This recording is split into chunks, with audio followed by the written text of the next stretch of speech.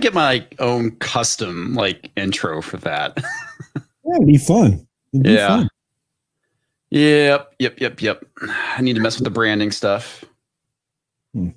Yeah. How's everyone doing tonight? Tired. Yeah. Yeah, same here. I was telling cancel culture casino. Culture casino that it's like I had a shit show of a day today. And it's like not only did I have trouble going to sleep last night, but I also one of my dogs, he has seizures at least once or twice a year. And at 5 a.m. he had a seizure, woke my wife up, myself up. And then I could go back to sleep. And today was my early morning, and I didn't set my clock right or my alarm right, and I woke up an hour late. So I missed like the majority of my meeting that I was supposed to be getting up for, which was dumb. But you know, shit happens, right? So yeah. It's no good. You know, it's no good. It's not a good way to start the day. No, it's not a good way to start the day. But my day wasn't too bad. You know, it's not like I got chewed out for being late to my meeting or anything like that. So, you know, everything's copacetic. Life is good. How about you, Culture? How are you doing?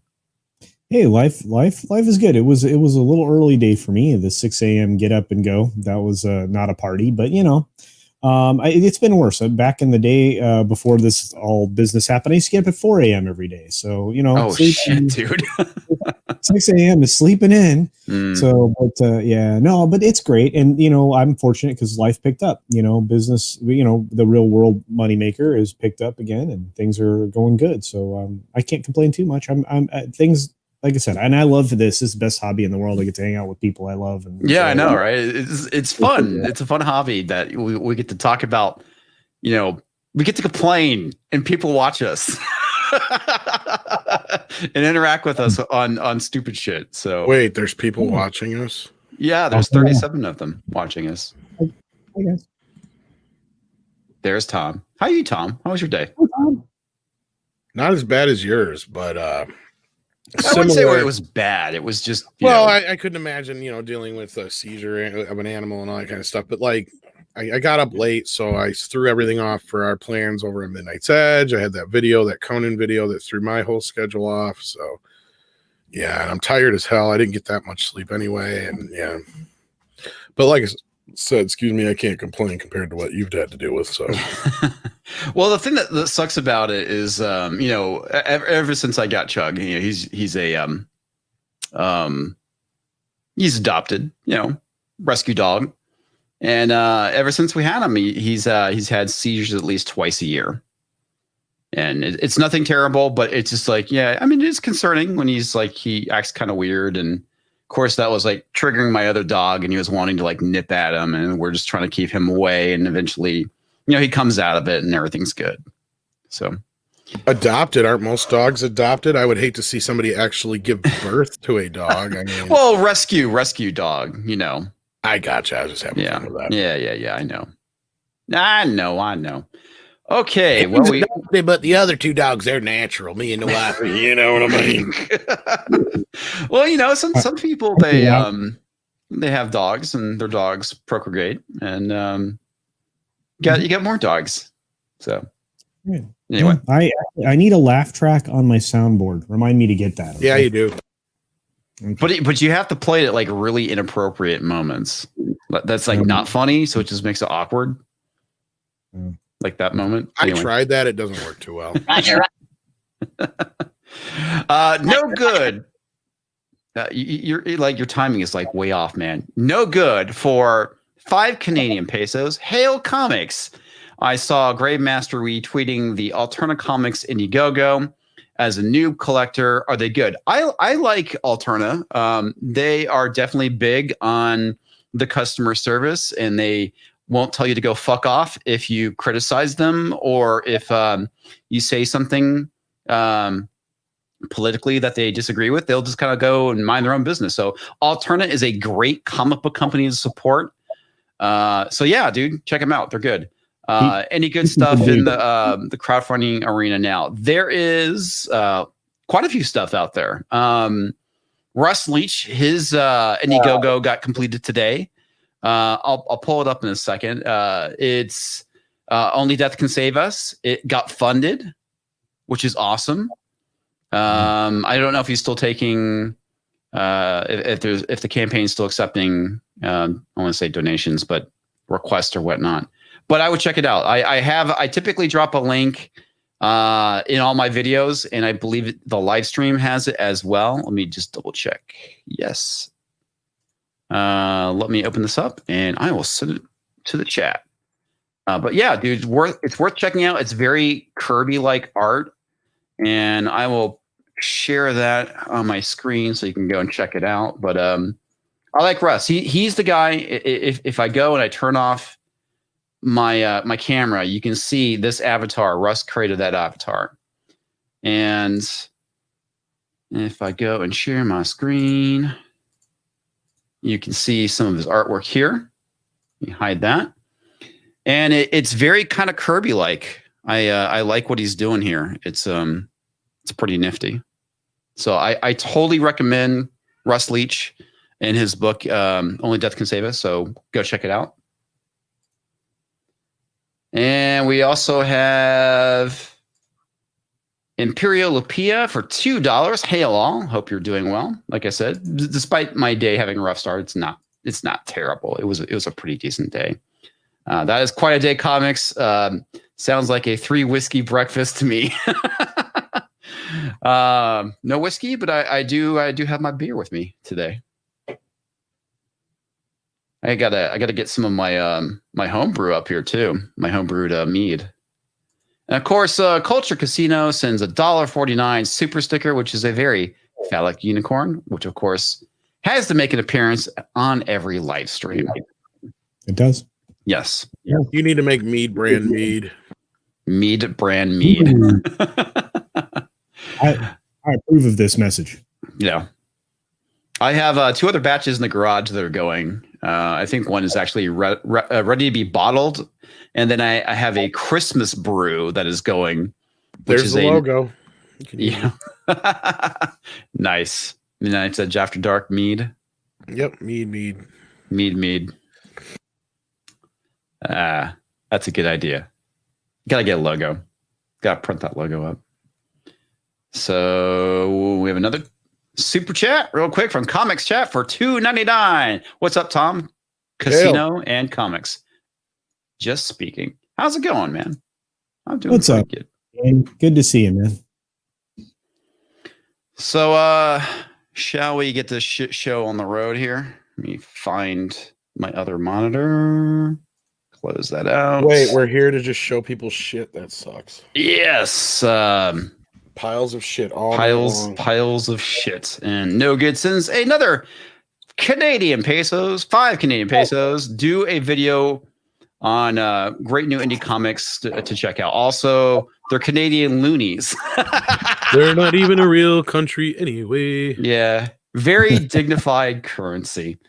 Yeah, I'll have to do that. I'll have to do a video talking about comics again. I was actually working on a review of She-Hulk. It was Immortal She-Hulk #1. Still planning on doing that. But I got to it. I was like, I don't want to fucking talk about this book. It's terrible. Yeah. It's not super bad. Yeah. It's not super terrible, but it's just like Medium terrible. Well, it's okay. So Al Ewing, who did Immortal Hulk, is writing Immortal She-Hulk, and it's basically the same fucking book, except it has She-Hulk in it. So like the premise that he started in Immortal Hulk, he kind of carried over, and it's just like, whatever, dude. It's nothing new. It's nothing interesting, in my opinion. And the thing that sucks about it too is the fact that they keep She-Hulk as Down syndrome She-Hulk, where, you know, when she's on her Hulk form, she's so dumb. She talks like this. Or maybe Mongo She-Hulk. Right. Right. For Mongo. Mongo just pawning life. Yeah, Mongo just pawning life. She-Hulk just pawning life. That's what I hear whenever she talks. Right. It's fucking Mongo.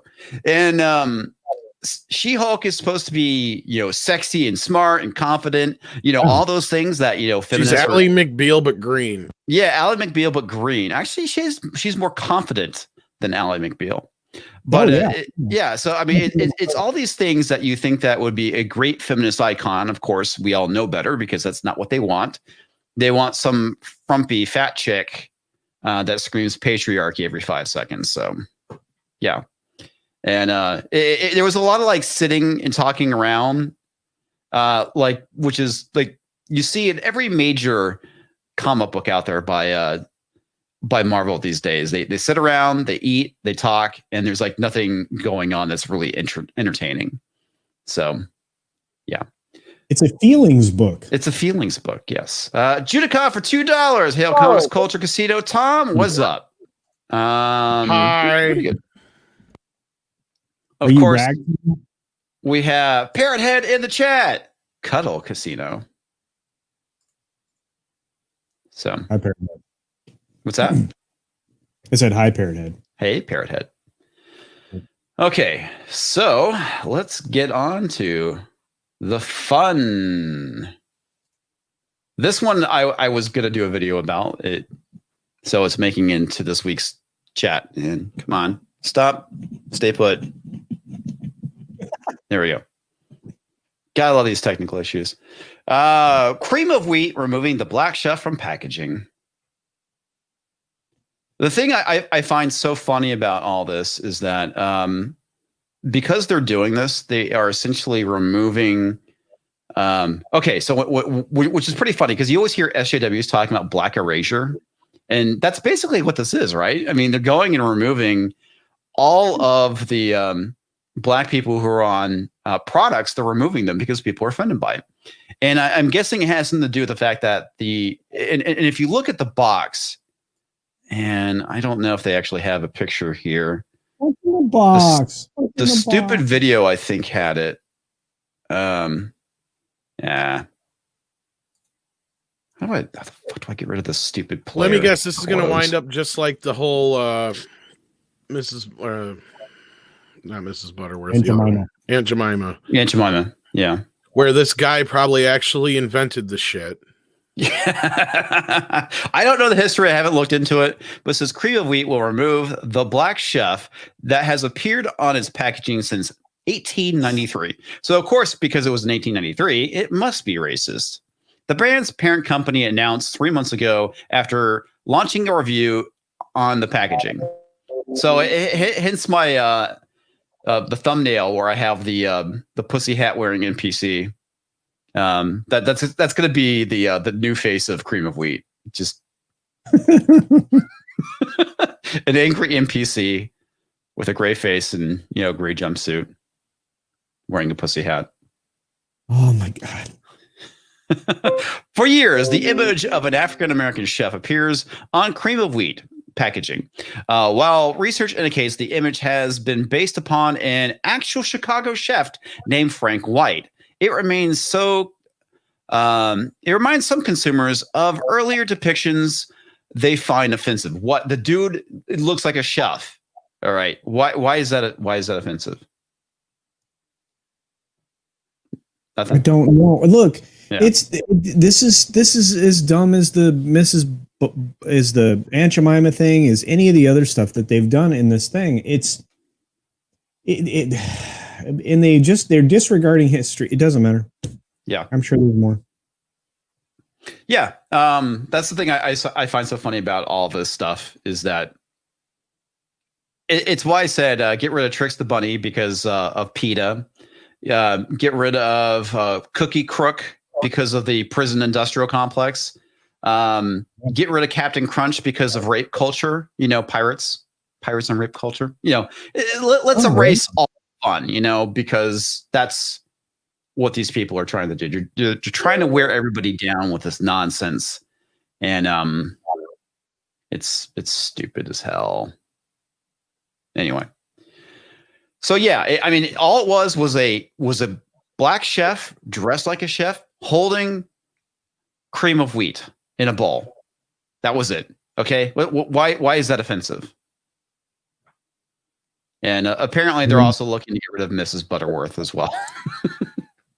I wasn't surprised. Yeah. Of course. I'm looking at like some old cream of wheat adverts. There's only one that I found that is kind of racist, and that's about it. Yeah, okay. I mean, obviously things got updated for the times to get rid of that stuff. Yeah, but even the older ones are like, there's only one. only one that I could say that you could consider racist, and obviously is a bit racist. And it's like a black man. It's like, I don't know what these vitamins is, but as long as they ain't got no bugs in it, then it's cream of wheat or something like that. Anyway, yeah. So that's here we are. This is the world we live in. Yay! It's an uncomfortable world because I can't take offense at any of this stuff. I mean, you're literally getting rid of iconography at this point. Yeah. Things that have been part of American culture for generations that have if it had any negative connotation at any point in time, it ceased to exist long ago, right? We're in a how long till I can file for reparations for everybody's fucking stupidity? Well, you want to get into that because California just that's why I made the joke. Wait. What happened? What's going on with California now? Okay. California. No, you tell them, Culture. No. You're better off. Do it. I'm not better off. I'll fuck it up. All right. They want reparations down in fucking Carolina, foreign law. They're going to give the black folks a bunch of money because they think they're doing the right thing, folks.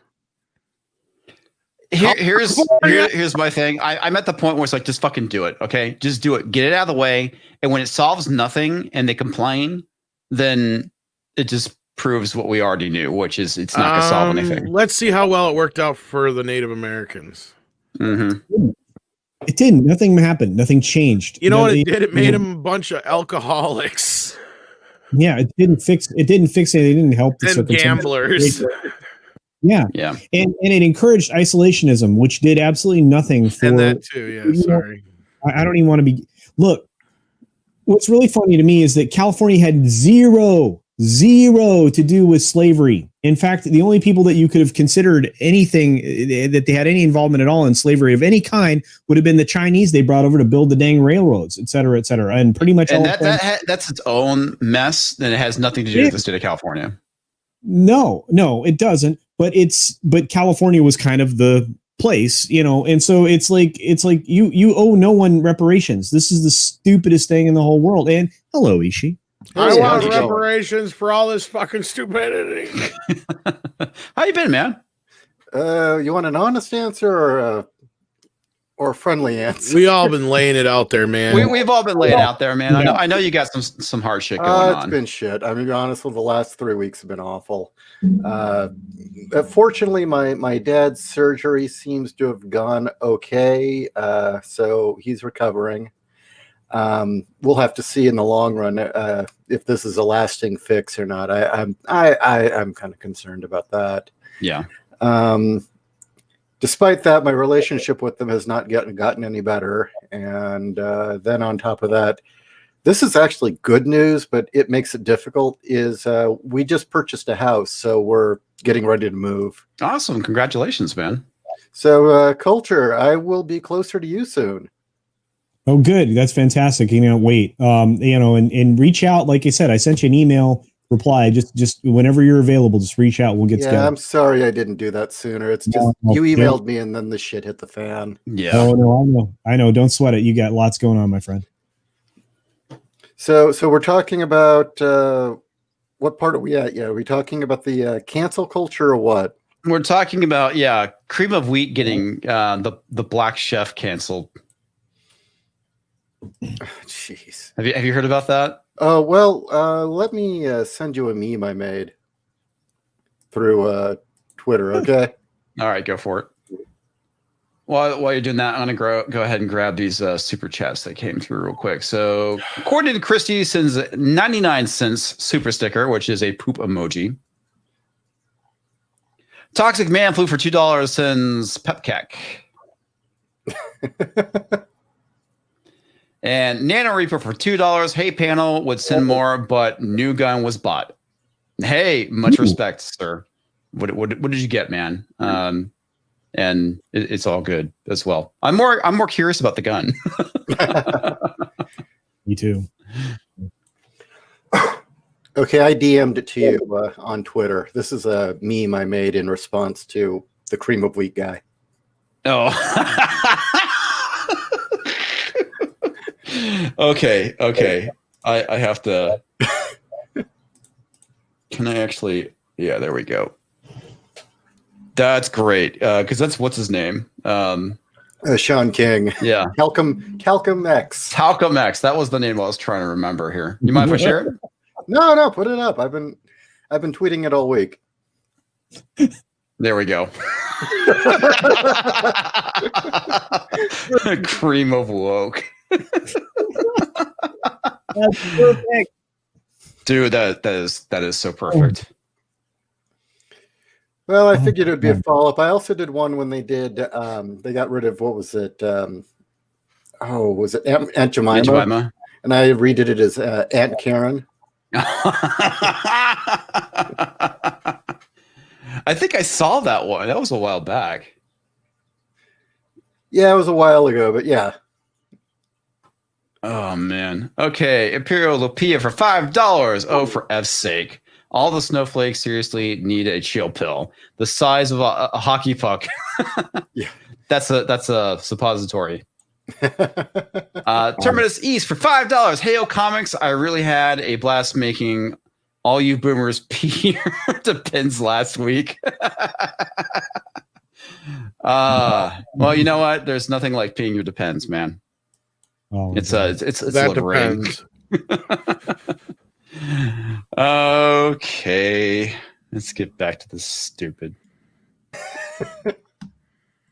Okay, the announcement came after B&G Food declared in June it would review its packaging to ensure our brands do not inadvertently contribute to systemic racism. Yeah, because Black Chef made up word. Made Yeah. up set of words. Yeah, it basically helps with this systemic racism. Yeah. Okay. A guy that has a skill and a job. That's systemic racism. Sorry. Go ahead. Well, wasn't the excuse? It wasn't. They agreed that it actually wasn't offensive, but it reminded people of offensive things. I guess. Have we really gotten to that fucking point now? Seriously? Us? Yeah. No, not. I'm waiting for them to go. White people are offensive. I'm offended by white people. It sounds like a bad word. I'm gonna freak out about it. Yeah. Whatever, man. I mean, this is okay. This is the problem when we've kind of turned our culture into being a culture of pussies. Offensive. Yeah, So I find it offensive too, the. Tom. But this is the problem when you attack masculinity and you're not allowed to have men be masculine. You're basically just turning this nation into a bunch of pussies. Yeah. Okay. I know it's cliche that every generation says that the next upcoming generation is soft, but it's kind of true if you think about it. If you look at where we came from, to a degree, that's fine that we live in good times. We live in better times, but what's up with that? I will contend that possibly all the neglect that Gen X got, the latchkey thing actually made us self-sufficient. Yeah, I agree. Good. What's up with the thumbnail comics? What is it? We have if you've ever seen Aqua Teen Hunger Force, there's Master Shake, and that's going to be another article we'll be covering where their Adult Swim is removing a bunch of their offensive cartoons. God. And so apparently Master Shake got bit by a radioactive black man and it turned him black. I've never seen the episode, but I kind of wish I had. I kind of wish I had too. And then they're also removing stuff from the Boondocks too, which is funny because considering the guy who created the Boondocks was a black man. Yeah. And he put a lot of offensive stuff in there, and it was intentional. Yeah. So yeah, it's fucking ridiculous. Of course, we had the whole thing with Cream of Wheat that we're talking about now, and then we'll be talking about influencers and how everything's political these days. Whee! Yay. It was not immediately clear when the Cream of Wheat adjustment, when the Cream of Wheat adjustments to the packaging will be made. The New York Times noted the company follows several other brands that announced changes to their names or imagery after the George Floyd's death in Minneapolis. Police custody sparked Black Lives Matter protest and pushed companies to confront controversial brands, which had absolutely nothing to do with the death of George Floyd. It was just used as an opportunity to get rid of these things that people didn't like. Right. Actually, I would say that a lot of the companies were forced into this circumstance and situation. Yeah. And notice how they've changed the language around George Floyd's death now. Oh, really? What have they said now? No. In this article, they say George Floyd's death in Minneapolis police custody. Yep. They don't say that, the police officers killed him. Oh, yeah. Because remember, there was inflammatory language around this, even in places like The Hill. If you go back 3 or 4, 3 months. Well, yeah, and of course we know this because the body cam footage came out, which changed the narrative around his death. Yeah. So I can't breathe when they were just putting the bracelets on him. That wasn't a good sign.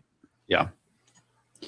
In June, Quaker Oats announced it would no longer use the Aunt Jemima name and character for pancake mix and syrup. Conagra Brands Inc., which makes Mrs. Butterworth pancake syrup, also said it would review its products, and the creators of Eskimo Pie said its derogatory name would be retired. So, here's the thing, man. Okay, what's racist about Mrs. Butterworth? Because I always thought that was a white woman, like an old white lady. Am I wrong here? I can't even. I can't find. I can't find a glass. It's a black lady, though. As far as I know, yeah. Pretty sure. Pretty sure. It always looked like a grandmother to me. Mm-hmm. They changed her features a bit, like in the 90s, I think it was. But back in the day, I'm pretty sure it looked like it was like a black lady or whatever. Because they even had her icon or whatever thing on there. Okay, let's see images of Mrs. Butterworth.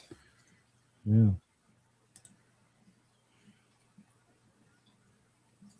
I remember. Yeah, I could be wrong. I don't know. Okay, let me pull this up real quick because this image does not look like a black woman to me. It's the problem when I only share one thing.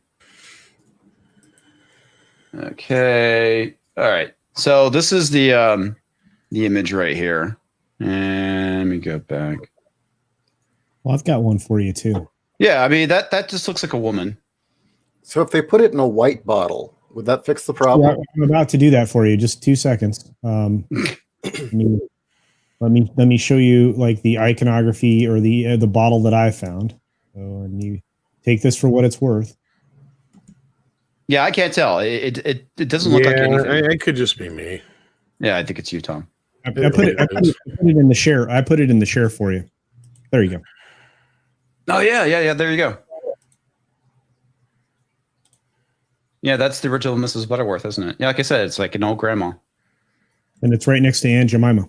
So there you go. There you go. Who strangely looks just like the ain't got time for that lady. Yeah, you're kind of right on that, man. Kind of right. All right, back to cream wheat here. We already talked about that. Aunt Jemima, Eskimo Pie. Okay, so you're essentially destroying all brand recognition with Eskimo Pie at that point. Yeah. Now it's just pie. Yeah, or but it's not pie. Are they going to call it indigenous pie? That sounds completely not right. Inuit pie. Inuit pie. Yeah, that still sounds bad. Doesn't sound good. Imperial Lupita for $5. Question for the panel: as a bit of history buff myself, how do you think the SJWs will be remembered in 50 years?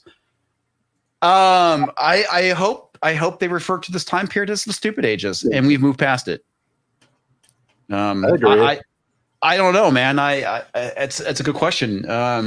The moron movement. Honestly, I think it will be a footnote and more important things will go on. You know, they'll talk about more important things. I hope so. Yeah. I mean, it's like when you read history and they talk about the anarchists that, you know, for that time period, like in the early 1900s or late 1800s, you know, it'll probably be a footnote like that.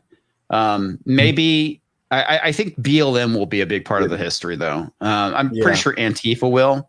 But I think the context around it will probably be sanitized. I guess the best way of looking at it is it depends on who wins the history. You know, who history is written by winners. Okay. So depending on who wins the culture war and what's going on, I think will determine what that narrative is going to look like. Well, ideally, I would like to see in like 25 years or even 50, there be comedies made where like there'll be historical comedies about this era. Yeah, like Springtime for Hitler. Exactly, where people just remember how utterly stupid everyone was. We're living in one of those already. It's called fucking idiocracy. We hit that button about 3 months back. But yeah, to quote Futurama, I hope they refer to this as the stupid ages. Yeah. All right, let me share this real quick. Imperial Lapia for $5. Oh, I already hit that one. This one for Terminus East for $5. If Aunt Jemima were a redneck, she'd be Aunt Joe Mama because she slept with your brother, who is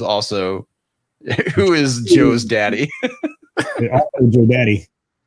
Oh my God, Terminus, you're killing it tonight. Yeah, dude. It's fucking great. You know, by the way, comics, thank you, because I have Springtime for Hitler going off in my head right now. It's springtime for Hitler. Yeah, I just got you demonetized hard. Oh, yeah, that's fine. Typically, the streams always get demonetized because of reasons. But yeah. We are not. Hopefully, the song they come up with is "Springtime" for Sean King. I don't know. God dang it! I love it. So. And we also have Ben's Original, which sells rice products. Changed its name from Uncle Ben's, and will remove the logo. Mars Foods announced last week. And again, Uncle Ben was a farmer. Okay. B&G Foods also said it would start a drive to recognize the importance of diversity, inclusion, and culinary community. People? Yeah, great way to start by removing all the black people from products. That's a great way to get that diversity inclusion going. So essentially, any black representation in corporate mascots is gone. Yep. Okay. Well, I don't see how that's a victory, but okay. Well, that's the thing. I'm waiting for like 5 to 10 years later when people are pissed about it, and they're going to call it black erasure. Yeah. Yeah, and it was done by the same people that were trying to do it way back at the end of the 1800s, and even in 1964, who were trying to prevent the Civil Rights Act. Mm-hmm. It's done by the same dang people, and yeah. It drives me crazy. The Weathermen? No. No, they're largely behind this. Oh, well, okay. People organizing Black Lives Matter. A lot of them are all people who used to be part of the Weathermen. You have to explain the Weathermen. I thought you were making a joke about Weathermen. And the Weather Underground was a terrorist organization through the 60s and 70s who bombed a bunch of buildings and pretty much were the precursor to Antifa, but more dangerous. And now, I mean, like for instance, BLM's financial fundraising wing is ran by one of the former members of the Weather Underground, who I think she bombed a building and was arrested for a bank robbery. Their main mentor that's been teaching everyone the leadership of BLM is Bill Ayers, and one of his people. It's creepy. Cool. Yeah. It'd be pretty easy to mark them as a domestic terror organization, huh? Yeah, they should be. That's interesting. I'm not surprised. It seems like right now it's the 60s is coming back to haunt us in a weird sort of way. Yeah, McCarthy wasn't wrong. Yeah, I've said that myself. That that's the creepy part is, in retrospect, it's been proven that sure he went about it wrong and was kind of zealous, but he wasn't wrong. Yeah, that's the thing that's kind of fucked up about all this. I hate defending McCarthy. I really do. I can't even imagine it. Yeah, because that dude really is a piece of work. The shit that he did is pretty fucking terrible. Eisenhower threatened to kick his ass. No, seriously. Oh, I believe you. I believe you. Okay, so we got through that, and we have a super sticker from Crazy Cat Guy for $5, which is a fox saying hiya or screaming hiya.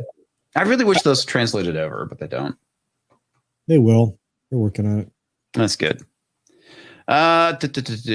Importance of diversity and inclusion in the culinary community and support and aid African and Latino candidates at leading culinary schools, including through scholarships.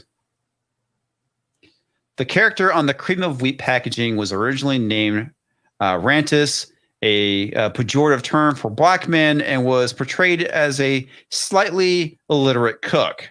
The picture changed in the mid-1920s after a Chicago waiter posed in a chef's hat and was given $5 and none of the royalties. Gregory Smithers, a professor of history at Virginia Commonwealth University, Richmond, told the Times. And we don't even know if that's the truth is the problem, because that's the first time I've heard that story. I'm really sick and tired of people inventing shit and saying it, and then it becomes news, even if it's not true. Well, here's the thing. I mean, this is the crazy thing about the world we live in is that it's so easy to spread a fake narrative, and even if it's fact checked, it's getting people to believe it. And even the fact checking is fucking biased these days. That's the thing that was so crazy. Is that, you know, Snopes used to be the go-to website when you would check something like an urban legend or something, or somebody said something. It used to just report it. And now it's like it's not reliable anymore. Well, you know what happened? I can actually tell you what happened. The couple that ran it got divorced. The wife won it, got it in the settlement, and then 2016 rolled around. And Hillary Clinton's campaign essentially bought it out. Really? Yeah. Huh. Just like the Onion. Yeah, well, the Onion, god damn, dude, the Onion used to be funny as hell. Now there's the Babylon Bee, though. Yeah, now there's the Babylon Bee. Yeah. Yes. Yeah. That's the funny thing is that it's like I remember, man, they had some really funny, edgy stuff. Like I want to say it was like early 2000s. Now, I think I've talked about this before, but they had this one article. It says Hasidic Jews celebrate the Holocaust Texas style with a barbecue, and it was fucking hilarious. It was really funny, and I told my wife about that. You know, she's Jewish, and she thought it was fucking hilarious too. And I can't find this article to save my life anymore.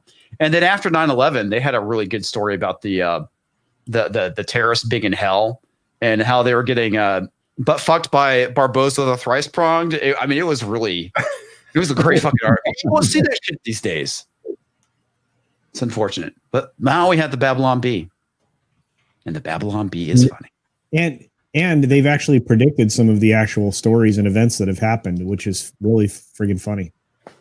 It just goes to show you that we are officially living satire. Oh, absurdium. That's the norm. It's reality now. Yeah, redacto absurdum. We've been reduced to satire. Yeah. Clown World. Dillygaff for the Babylon. Oh, it's there we go. Dillygaff for $5. Is that true, or did you see it on CNN? But I had to, Babylon Bee is going to be because fact eventually. Yeah, it's going to become fact eventually. You're 100% right. I think it already has several times now. It's been ridiculous. I'm waiting for Ray to communicate with the lesbian AT-AT in Rise of Skywalker. Did you guys see that article? That was pretty funny. I'm digging all that stuff, man. You know what? I need that in my Twitter timeline. You know, when I'm scrolling through, going, I can't believe this. I can't believe this. And then the Babylon Bee comes up, and I'm like, I can believe this. I shared the Babylon Bee with a conservative friend of mine who I've known for years. It was pretty funny. The article was like, it's something about the founding fathers spitting in their graves. It's like, it was like, they're basically hooking up generators to the founding fathers because they're spinning in their graves so much it's generating electricity. That was fucking hilarious. See, this is the kind of job Tom and Rob could have, where they could just sit down and write stuff like for the Babylon Bee, like, and then do videos on it. Be great. All right, so now we have this article from Bounding in the Comics. Adult Swim permanently retires episodes of Aqua Teen Hunger Force and Boondocks due to cultural sensitivities. And yes, there is Master Shake. And this is the thing that they'll talk about in the article that I didn't know that was going on with the actor who played Frylock. Frylock is a black guy. Or excuse me, the actor is a black guy. And apparently he's going through a bunch of financial issues right now. And there's a GoFundMe, which we'll kind of talk about as well. So yes, they retired that episode, which I have not seen.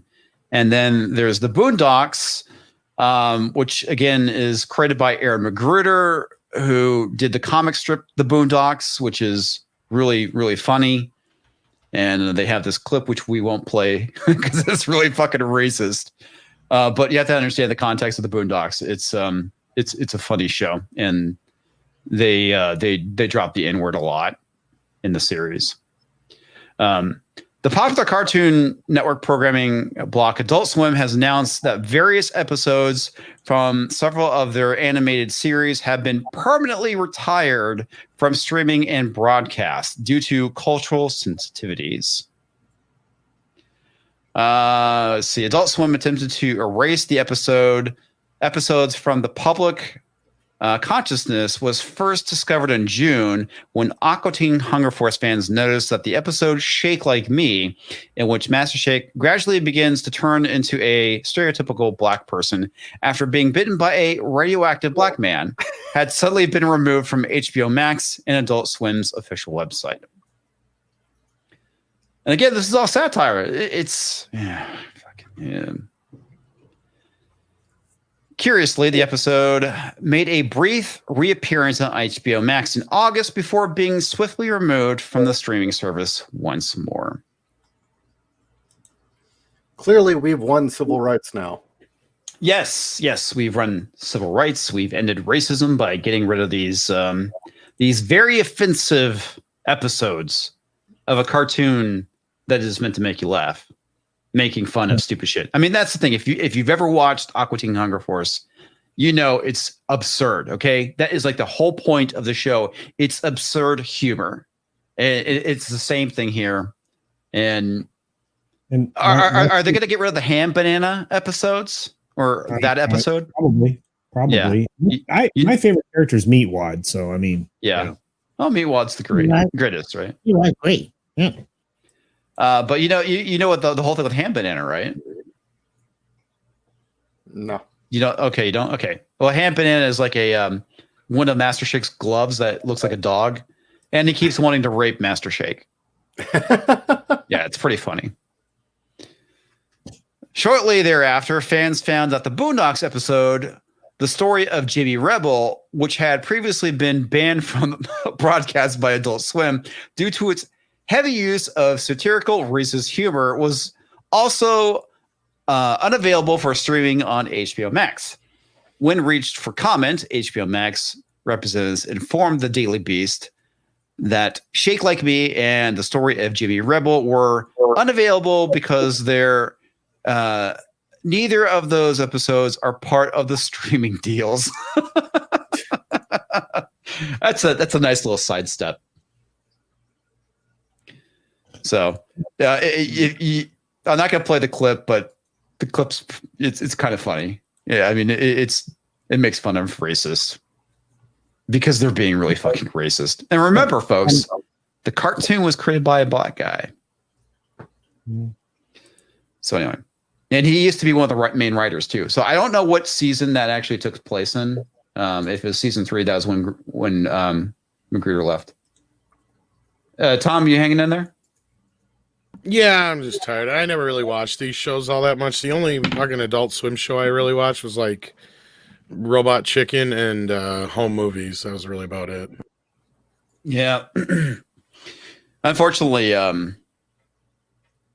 not Home Movies is off the air, and the other show got pretty fucking hit by Trump derangement syndrome. Poor Robot Chicken. Mm-hmm.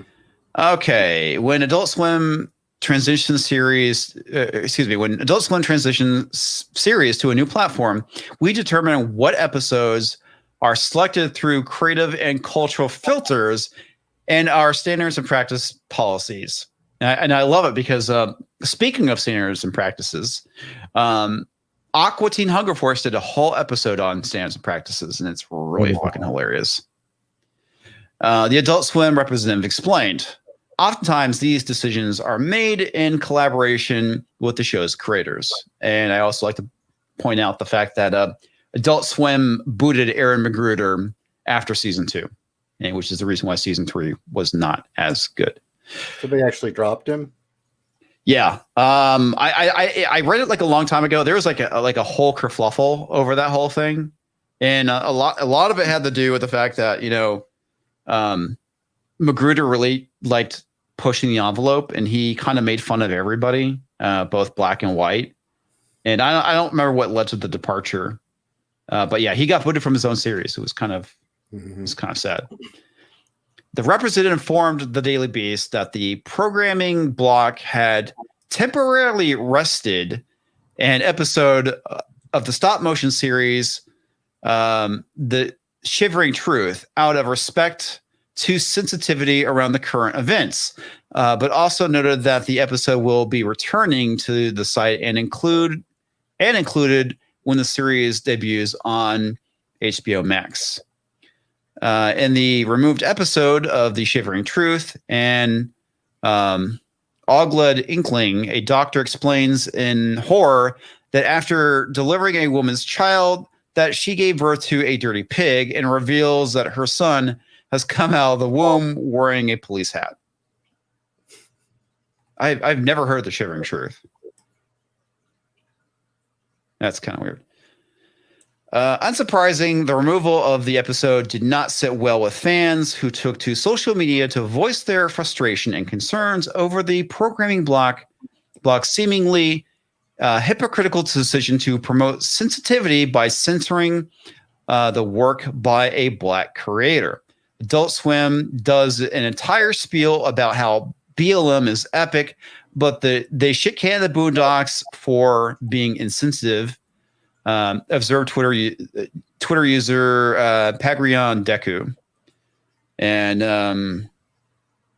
the user Rika Noodles noted how the voice actor for Farlock, who is black, has had used multiple GoFundMes to not go homeless and repair his house because Adult Swim refuses to pay him royalties. Oh, jeez. Yeah. Fuck Cartoon Network. I used to love Cartoon Network. I don't watch them anymore, like I used to. The other thing too, fuck those guys for canceling Venture Brothers. And go ahead, Culture Casino. Voice a point of personal privilege. Denied, Whitey. Broadcasting. Turner Broadcasting owned Cartoon Network. Turner was purchased by who? Warner Media. Warner Media owns what? HBO Max. Their streaming deal includes all their shit because it's the same damn company. I mean, I'm sorry. You don't get to like kick this can down the road. Ultimately, ultimately your parent company, owns all this shit. So you own all of it. So, the bullshit thing that it wasn't included in the streaming deal, that doesn't fly. That's a way of not acknowledging that you're actually censoring this stuff. Yeah, and it's pretty shitty, the fact that they're not paying the voice actor his royalties. That's some serious bullshit. No, that's incredibly wrong. And well, okay, like you mentioned, they kicked the creator out the door, on one of the shows, and yet they're talking about bringing back an insensitive police, a police episode of this, whatever the hell this Shivering Truth Bowl thing is. I've never heard of that show, but I have heard of both of these other shows and have watched them, and it's just, it's ridiculous. You are lying. This is media speak lying. It's not even good public. It's not even. Oh God, Tom, I'm lost. Help me. What was it? Public relations. It's not good public relations. Gotcha. Yeah. So I mean, you're the first time your PR should not have gone about it this way, because this is easily debunked by me in like 25 seconds going, this is a total bunch of horse hooey because you friggin' own all the material. That's interesting. Yeah, I didn't realize that, but that's the thing they're going for, man. The average person is not going to know all these relations. I mean, I didn't know it. I didn't look into it, but you did. And it's good that you brought it up, because that way you can inform the rest of the people out there that basically this isn't a deal. It's all owned by the same fucking company. Also, just as kind of an aside, and I know this strictly from my days when I was still doing the convention circuit, and I knew people that were friends with the Venture Brothers creators, Doc and Jackson. Yeah. First of all, they treated those guys badly from day one. Second, Mike Laszlo, the programming director, pretty much screws everyone. A lot of people, like, the moment the Space Ghost cast, they decided that that wasn't hip anymore, just dropped all of them. I know that Andy Merrill, who did the voice of Brack, was not treated very well. And then also they're willing to go with whatever is considered hip at the time. And I specifically stopped watching Adult Swim when, you remember they used to do those bumpers where they'd have those weird text messages just pop up? Yeah. Where they did one where it was endorsing Zoe Quinn. Are you serious? Yes. Holy fuck. When was that? 2014. No shit. Wow. I had no idea.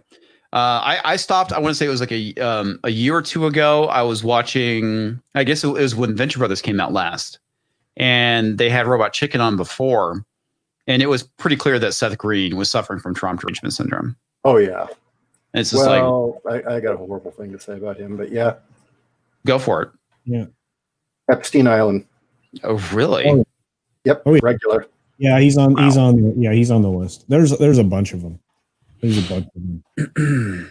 And I went about the process of getting every single legal document tied to the legal case with Maxine Glazine, whatever her friggin' name is, I can't pronounce. Maxwell? Yes, Glazine. Yeah, who knows how it's said. Yeah, I think that's right.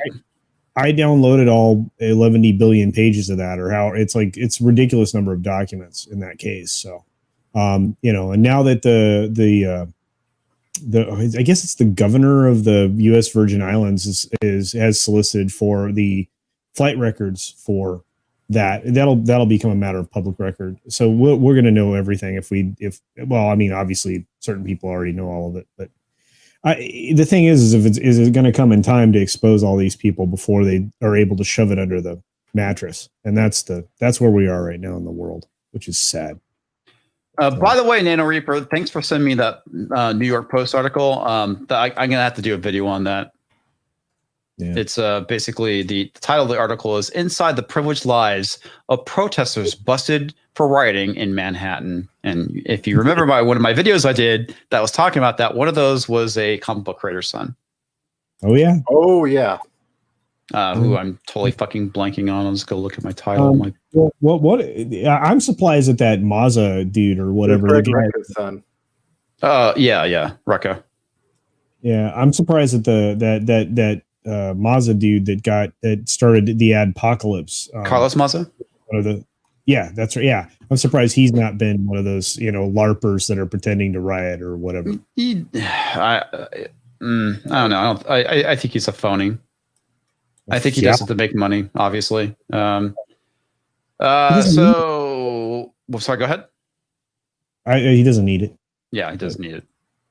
I don't know. Maybe he's a true believer. I don't know. I have no fucking clue. I think he's a fake, though, but that's just my opinion.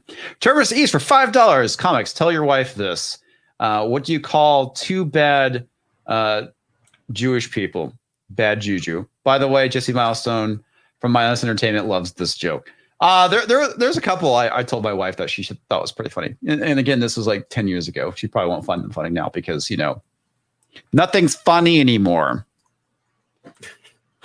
Fucking, I hate this world. I really do. Dilligaff for $5. Oh my God. Are we getting old? Just kidding. Yeah. I don't gaff. LOL. Good discussion, guys. Yeah, I certainly feel old. Yeah. Matt G for $1.49 super sticker, which is a very phallic unicorn. Hey, Matt G. And we also have Imperial Lupia for $5. It's the new Roaring 20s. But this time, instead of underground booze, it's underground entertainment. LOL, a new generation of creators. This man up here. And this man down here. Yeah. Hopefully, if the things don't go the way they should with the election, and I'm very concerned about free speech in this country. Yeah. Along with the other rights that we enjoy a lot. Yep. Yeah. Yeah, there's going to be an interesting division in this country. Let's just put it in those terms. Well, I think regardless of who gets elected, there's going to be division. I was talking to one of my coworkers today, and we're kind of talking about it. And I was like, yeah, prep, dude. You guys out there, get some food and water.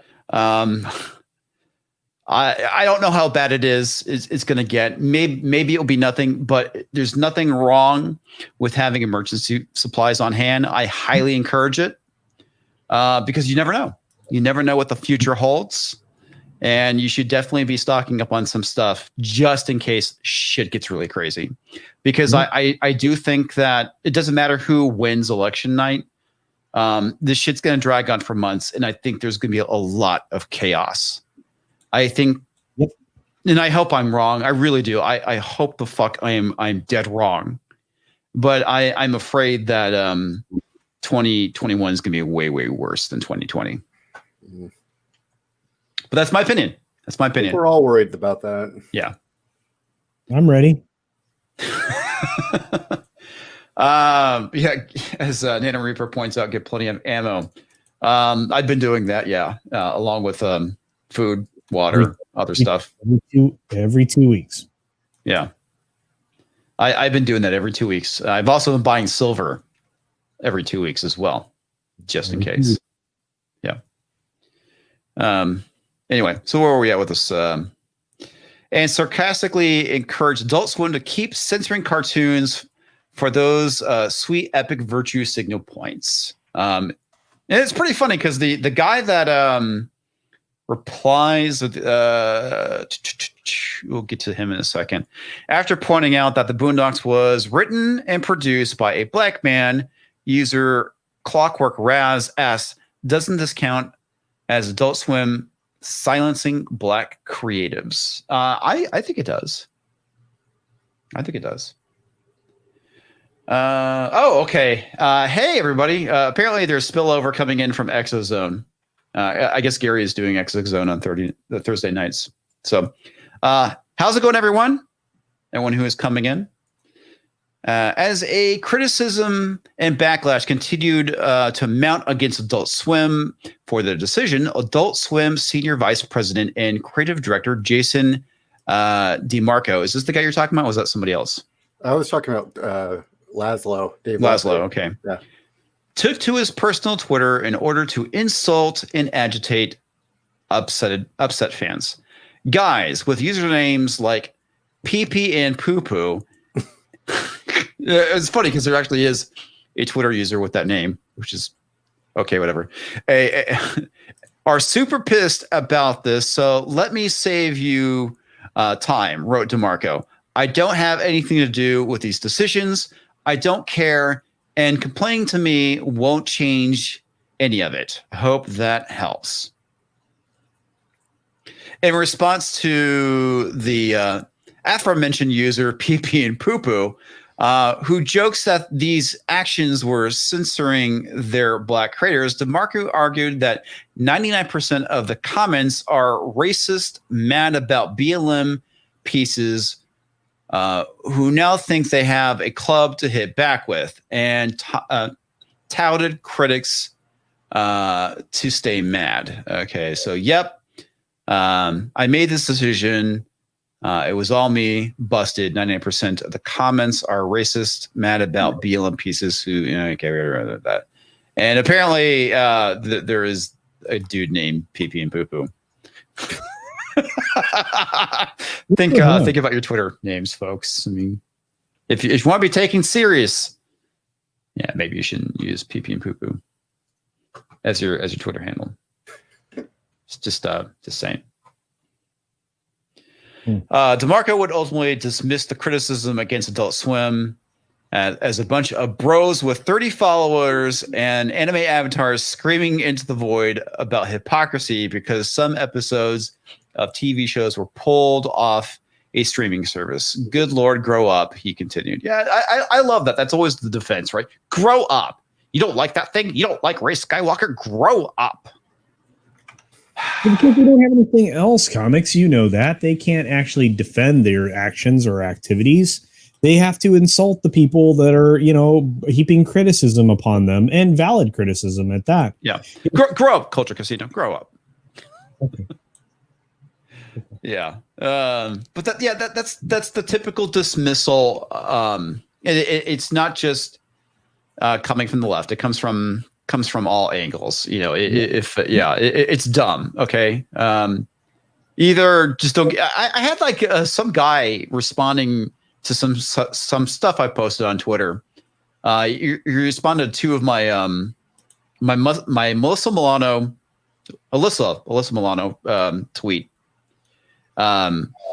where he has to mansplain to me what defund the police means, and I was like, she supported defunding the LA police by 90%. That's not just defunding the police. Okay, that's destroying the police. And then this other thing I posted about guns is like, dude, you have no fucking clue what you're talking about. You really don't. Okay. He was saying because of the expiration of the Brady bill, gun rifle deaths went up, and it's like, okay, first off, you dumbass. Do you guys know how the Brady bill got put in place? No. Okay. The wife of Brady was for it. I remember that. Do you know the weapon that was used to shoot Brady and Reagan? Handgun. .22 revolver. Nothing to do with assault weapons, assault weapons, because AR-15s are not assault rifles. They never are. They never will be. They are civilian rifles. Assault rifles are the M16 and the M4, which is military.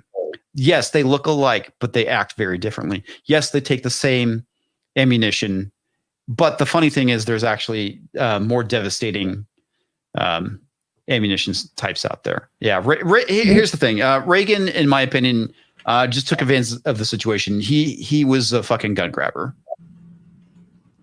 Well, tell us a little bit about an M15.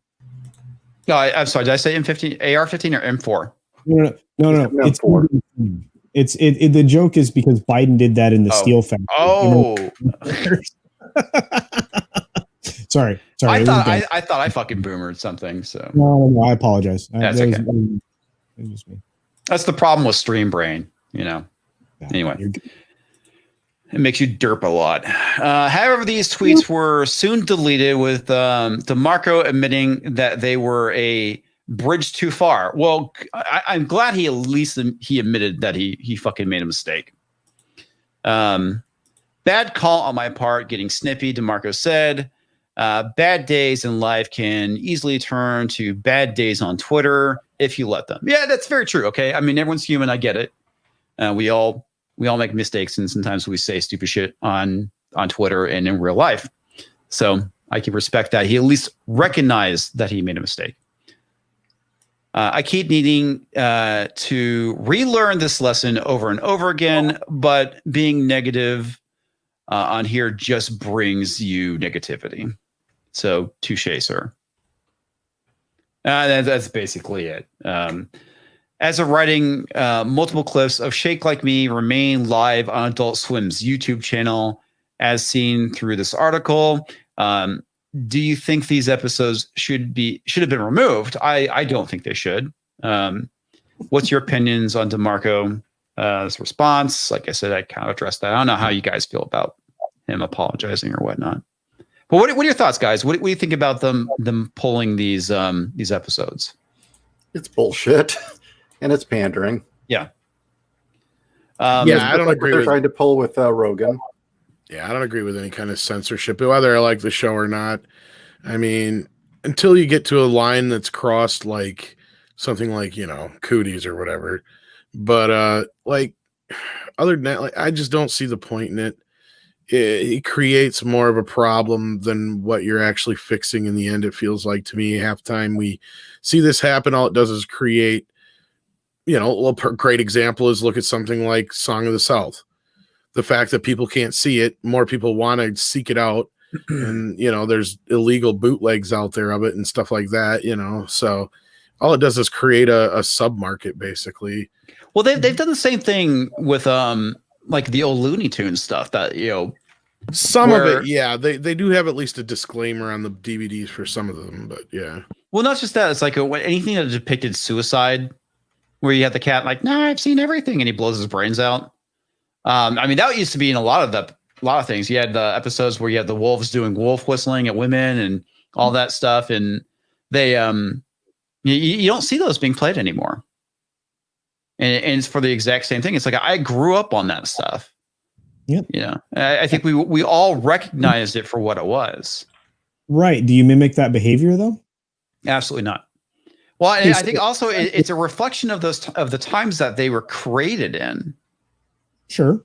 And everyone understands that those times were different. Times progressed. We become more tolerant. We change our views on things, and it's yeah. No, you're right. But you didn't mimic that behavior. No, neither did I. Tom, did you ever catcall women? I can't answer that. Okay, cancel Ishii, Tom. Cancel Tom. Cancel Bat Tom. Ishii, did you ever catcall women? No. Yeah, I didn't think so. Here's the thing, okay? I think this is something that most people need to understand. It's called parenting. When I was young, I watched Popeye. I ate some spinach, and I wanted to go see if I could punch my friend into the sky. I hit him. He went home crying. His dad talked to my dad, and I got the belt. You know what? You know what I learned that day? I'm never doing that shit again. Yeah. It doesn't always take the belt. Sometimes you get your butt kicked after you do that. Yeah. I like I said, I was pretty young at the time. I think I was maybe like 7 or 8, maybe 5 or 6. I don't remember. I was pretty young. But I learned a valuable lesson that day. Cartoons are not real life.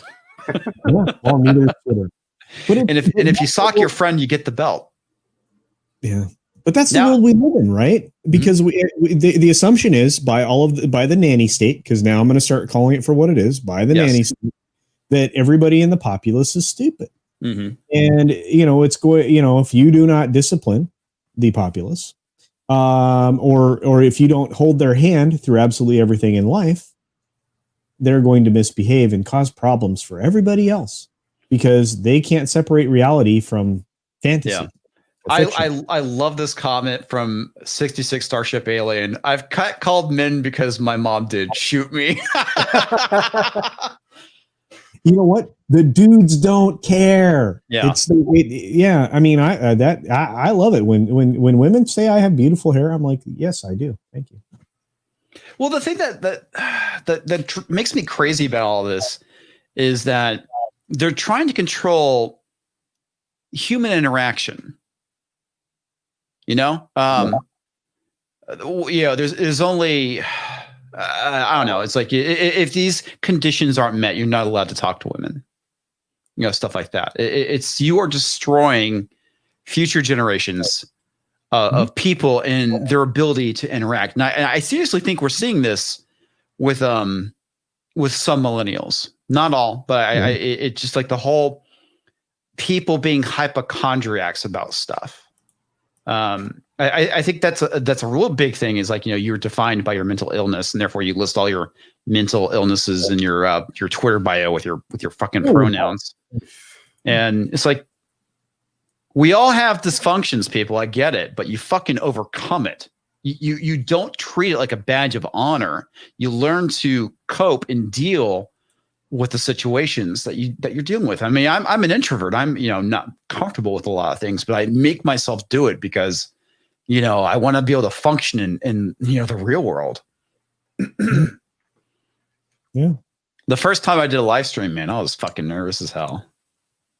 Dude. Yeah. I was terrified, because I'd been watching you guys and it looks so natural and especially for people like Tom and Gary and Jeremy. Mm-hmm. Jeremy extroverted. And I don't have a giant personality. I compensate by, throwing a bunch of facts and figures at people, because that's how I look at the world. Yeah, I compensate by being self-deprecating. Yeah, and everybody does that. We all make fun of ourselves. I deprecate everybody else. Well, you need to stop deprecating all over us, man. It's a real shit show. I love it. Dude, you hear about that acrobatic, like the trapeze artist that like shit all over 23 people when she was on the trapeze because she had diarrhea? Was this like intentional or accidental? I'm sure it was accidental. No, but it recently happened. It was fucking hilarious. I find all the funny stuff on it. It's just great. That's a true story, guys. You can got shit on. It's terrible. We're going to the circus. What could happen? What's the worst that could happen? Oops. Anyway, Well, as far as the kids wearing their, or even just younger people wearing their mental illness on their sleeve, how about all those videos that have been coming out of just women freaking out in the car about politics? Oh, I love that. Like with Ruth Bader Ginsburg dying and that one lady. Yeah. I don't get that. Yeah, what the hell is that? That is my new favorite. Like, what do you call that when you enjoy somebody's? I know it's Schadenfreude, but what is that? A guilty pleasure. That is a guilty pleasure. This is a guilty pleasure for me right here. I could watch this 1,000 times. I know that shit's hilarious. Here's the thing. You know what's going to happen if Biden gets elected? I'm not going to do that. I'm going to laugh, and I'm going to carry on with my day. Yeah. And I'm going to pray for the best. It's not going to change much. I mean, there's in certain parts of the country, there's no matter what, there will be some form of acting out by somebody. I'm just anticipating that in either direction. But here's the funniest thing. When Trump was elected, you were hearing about the fact that they were going to round up all of the people that, lived their pronouns, whatever those happened to be, that were outside of the norm or what was considered the cultural norm.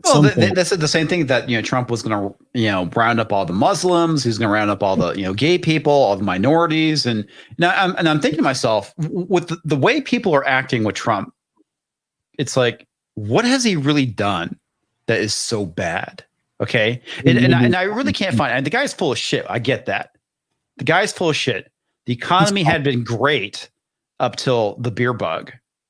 The best economy of my life, probably. Yeah. So what's the problem? Is the guy running around smothering kittens in the middle of the night? No. Well, why the elite hate him? I think for boomers, at least, on the coasts, there was some bizarre destiny thing in their mind that, Hillary was going to be their big accomplishment, that they got the black man elected. Now they're going to get the woman elected, and their 60s dream, they can die feeling like they had achieved their dream. And they took it personally. I think you're right, man. I think you're right. Yeah, but And it was a huge disrupt for Hillary because, that was like her goal. That was her life achievement that just got flushed down the toilet because the orange man got picked over her. Because there was no fucking second chance for her at that point. Well, she came off to the American public as incredibly shrill. She had zero class in her loss. I'm not sure anyone could support somebody who, represents themselves that way. Not to mention the fact that as more comes to light, she should have been in prison 3 times over various levels of illegal activity, if not outright treason. So, well, that, and I mean, what's the shit she said after the election, for instance, with Obama, for instance, is proof that Americans are more willing to accept a black man than a white woman in office. It's like, Jesus, what the hell's wrong with you, lady? Yeah. Imperialopia for $10. Your comments about parenting made me think about something. Who do you all think will have more successful children in the next generation? The normies or the SJWs? I think conservatives will, because conservatives are actually raising their kids. And I think you're going to see an uptick in conservative children or people being more conservative because of that. A lot of it is that the left, they don't want to have kids. Yeah. My wife is very liberal, and when we got married, she made it very clear that she won't have kids. I was on the fence. Quite frankly, I'd rather would have adopted. Mainly because there's a bunch of kids out there that probably that need love. Why do we need to create our own? Much like I'm not gonna make the analogy because it will just sound really bad. But yeah, I mean that was kind of my take. I was very flexible on my decision around kids. But I think you're going to see an uptick in conservatism because of that, because liberals are not having kids. It is the conservatives that are having kids. Well, you're also going to see a large number of people not going to the bigger universities because they're dominated by ideologues, and their educational structure is centered around just teaching the worldview that they believe in rather than actual information, which is, I think the sciences will suffer. I think that those schools will be looked at eventually over the next couple of decades. They will be looked at unfavorably because they no longer actually support actual science. They no longer support, actual information, truth, honesty, whatever. Dude, that's the thing that scares me is what's going on with science right now. Well, science is a shit show. Yeah. I mean, science was supposed to be the end all be all, but it was supposed to be, reason and logic, and now it's propaganda and science for hire, and it's crazy. Terminus East for $2. Saw the article. Circus became a real shit show. Yes. But yeah, I mean, it's pretty frightening. I'm really concerned about where we're going with society, especially when we see the shit with the 2 + 2 = 5. You just got to look at the circumstance to fully understand whether 2 + 2 = 5 or not. It's like, fuck off. You need to decolonize your thinking. You need to decolonize your thinking. Mathematics was created by, white supremacists. It's like, I'm pretty sure mathematics was created by a bunch of different groups. After all, the Arabs gave us the number 0. It didn't exist before that. The Greeks made math. Yeah. But other people came up with the Pythagorean theorem too, but we associate with Pythagoras, who is an olive-skinned individual. Yeah. What do we got here? Well, today we found out that at an all-time record low, the people believe in media anymore. In fact, these numbers are staggering. I thought I would bring this to the table, even though we won't cover it for very long. The number of Americans with zero confidence in media hits record high. Well, actually, they mean low, and we'll see why. Yep. Gallup's annual poll measuring the public trust in the mass media found a record number of those who have no trust at all.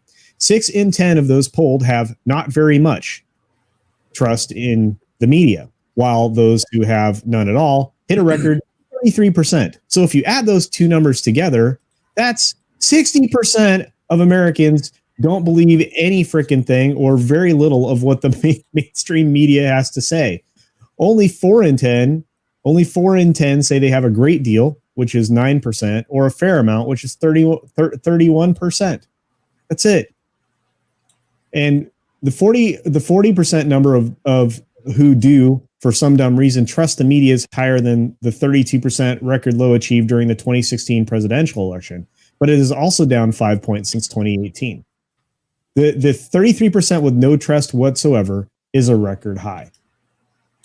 That's the world we live in. No one believes these people. They keep saying stuff on TV and in papers and anywhere else that they can, and everybody thinks they're totally bullshit.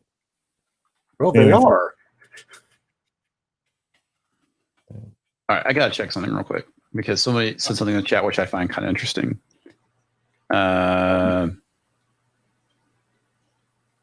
Okay, so this came through here. Trump just announced he and the First Lady tested positive for COVID.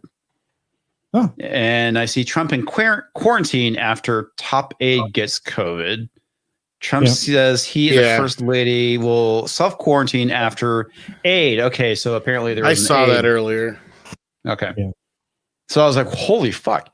Okay, so it was actually an aide, not Trump. That's interesting. Yeah.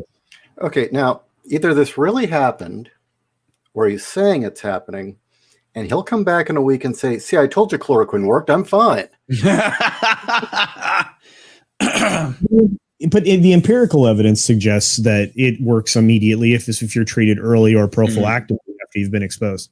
So, yeah, no, I get what you're saying, though, Ishii. Yeah, I'm tired of this. I mean, anecdotal or not, there's evidence that supports it, and this is where we get back into science. The science shows that it works. There's a cocktail that works beautifully. We can treat for this. We have a survivability rate that is fantastic. So we close the entire country. Why? A lot of bad reasons. Yeah. Okay, so say check Trump's Twitter. All right. So? Let me go do that. Yeah, well, there's a bunch of people. I didn't bring it up because there's a bunch of people calling him out on some bullshit because he said, "Oh, we're waiting for our results or whatever," and it doesn't take that long to get the results, I guess. Yep. 5 minutes ago tonight, Flotus and I tested positive for COVID-19. We will begin our quarantine and recovery process immediately. We will get through together. Damn. Well, there you go. That's fucking crazy. Yeah. Interesting times, guys. Interesting times. But I mean, seriously, I mean, it's like I feel like we live in a fucking circus. It's clown world, man. I'm just like waiting for like my door to bust in, and the juggling clowns, and you're coming in, and it's like, I can't believe this is real. Well, the good news is we don't believe the media, so we had to actually get the word straight from Trump. That's the other funny. Mm-hmm. Well, that's good though, isn't it? Yeah. That's very interesting. Very interesting. We really don't believe these people. Why would we? They've lied too much. Yeah, I agree. Yeah. Well, okay. So here's the thing. This thing that pisses me off is that the media is supposed to be the bastion of free speech. They're supposed to expose the nonsense that is going on, government corruption, et cetera, et cetera.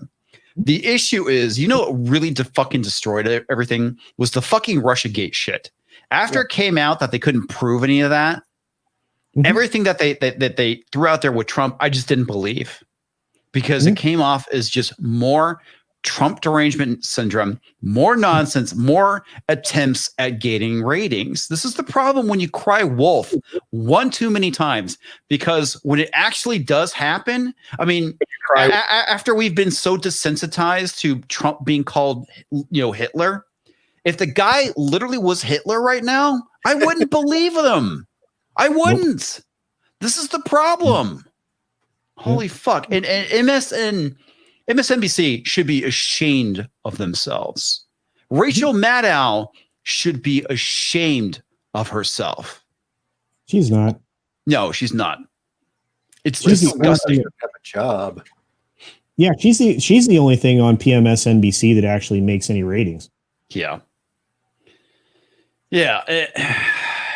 It's fucking ridiculous, folks.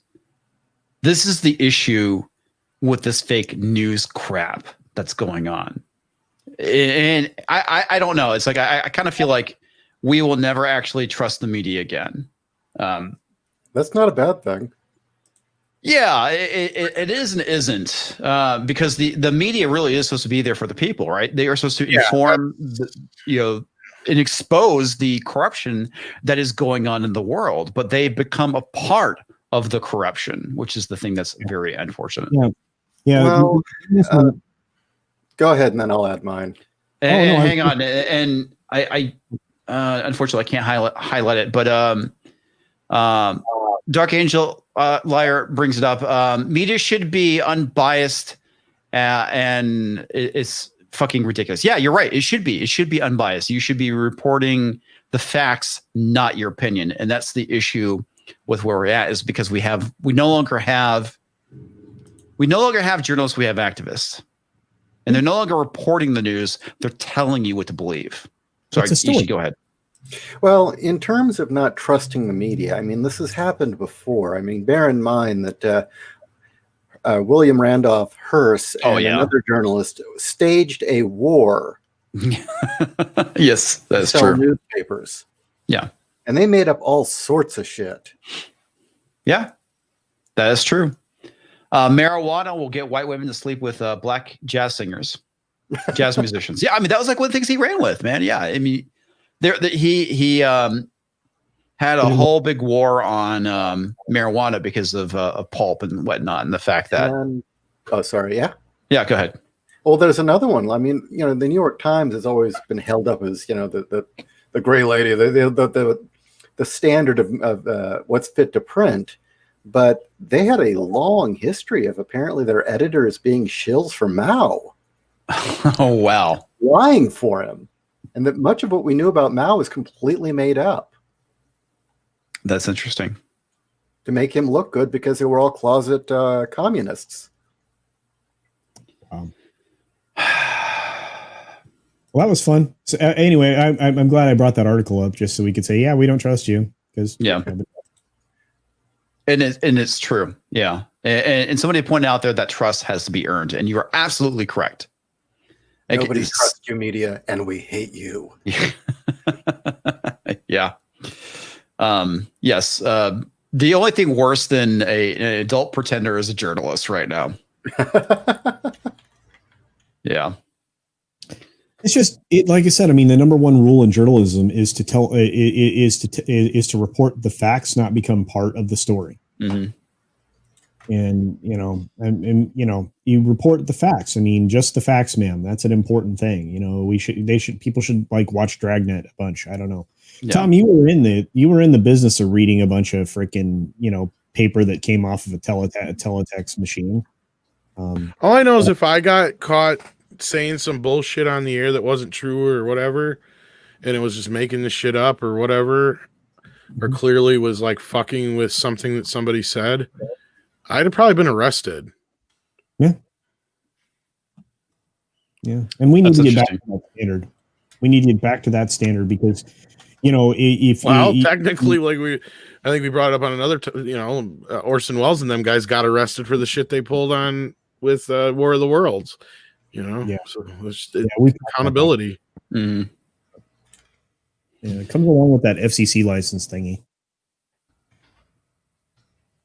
I don't think they got in any trouble because it wasn't their fault. It was partially people's fault of their own. Well, the other thing too, this is the problem with freedom is that freedom could be exploited against us.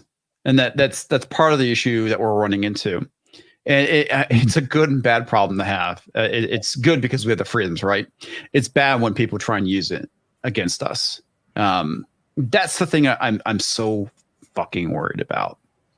No. especially when it comes to free speech and Second Amendment. I've been worried about it since 9/11. Mm. Well, the thing that's really interesting is that, free speech is something that has evolved over time in this country, because we used to have like the Sedition Act, and when in times of war you couldn't speak out about certain things, you get arrested.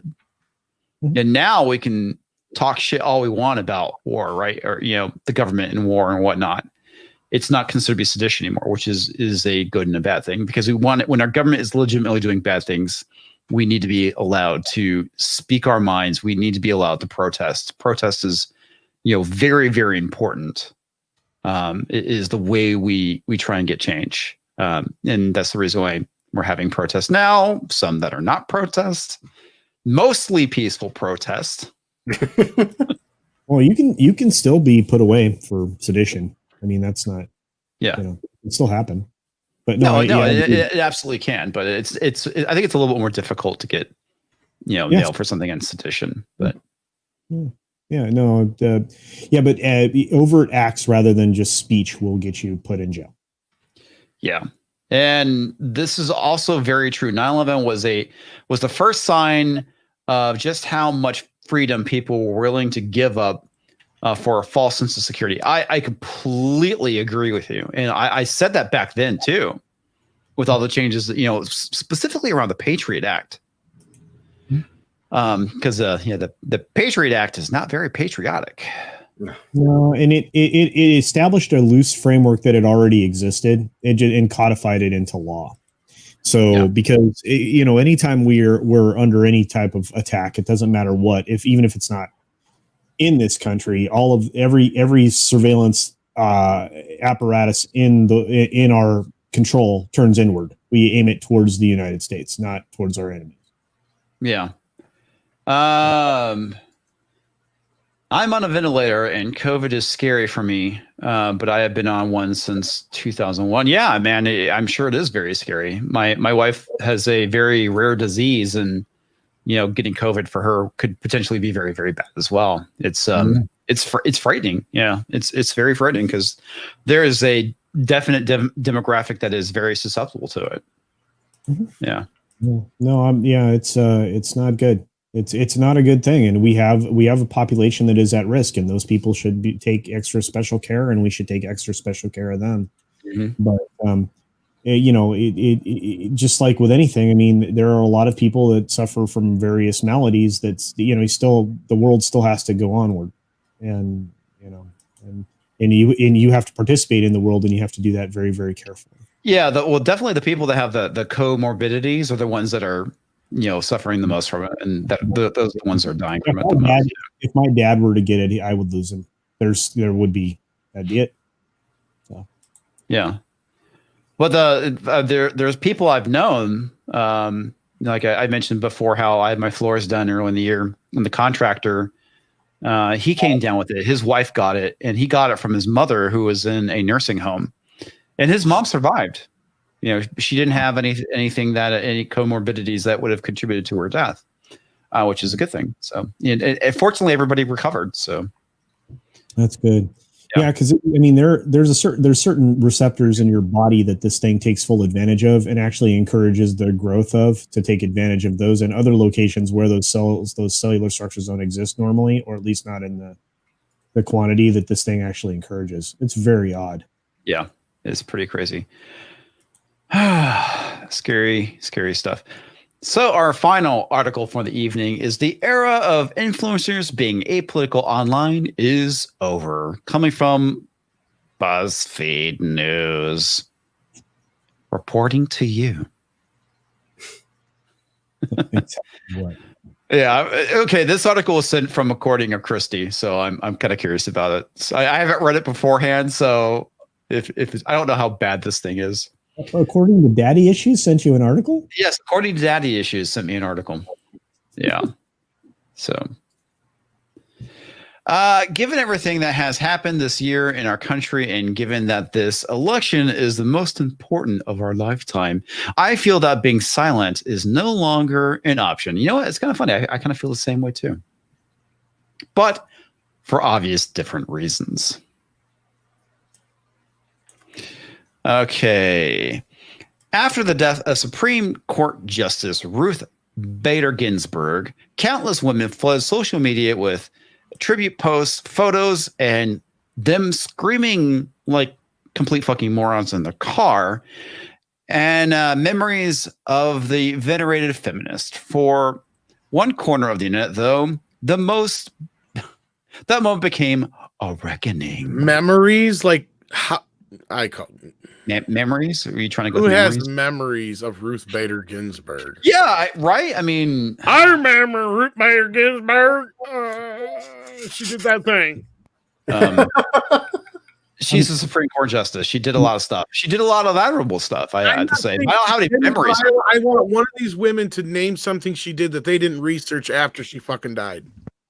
Memories. That's what we're talking about. Memories. Yep. Okay. Yes. Women in a Facebook group for fans of bloggers and influencers, Lauren Everest Bostic, who goes by the Skinny Confidential, hope to chat with other women about the death of an icon. Instead, former members of the once 56,000 person strong group. What? Oh my god! I hate when they throw like random shit like that out. They just said members of the group.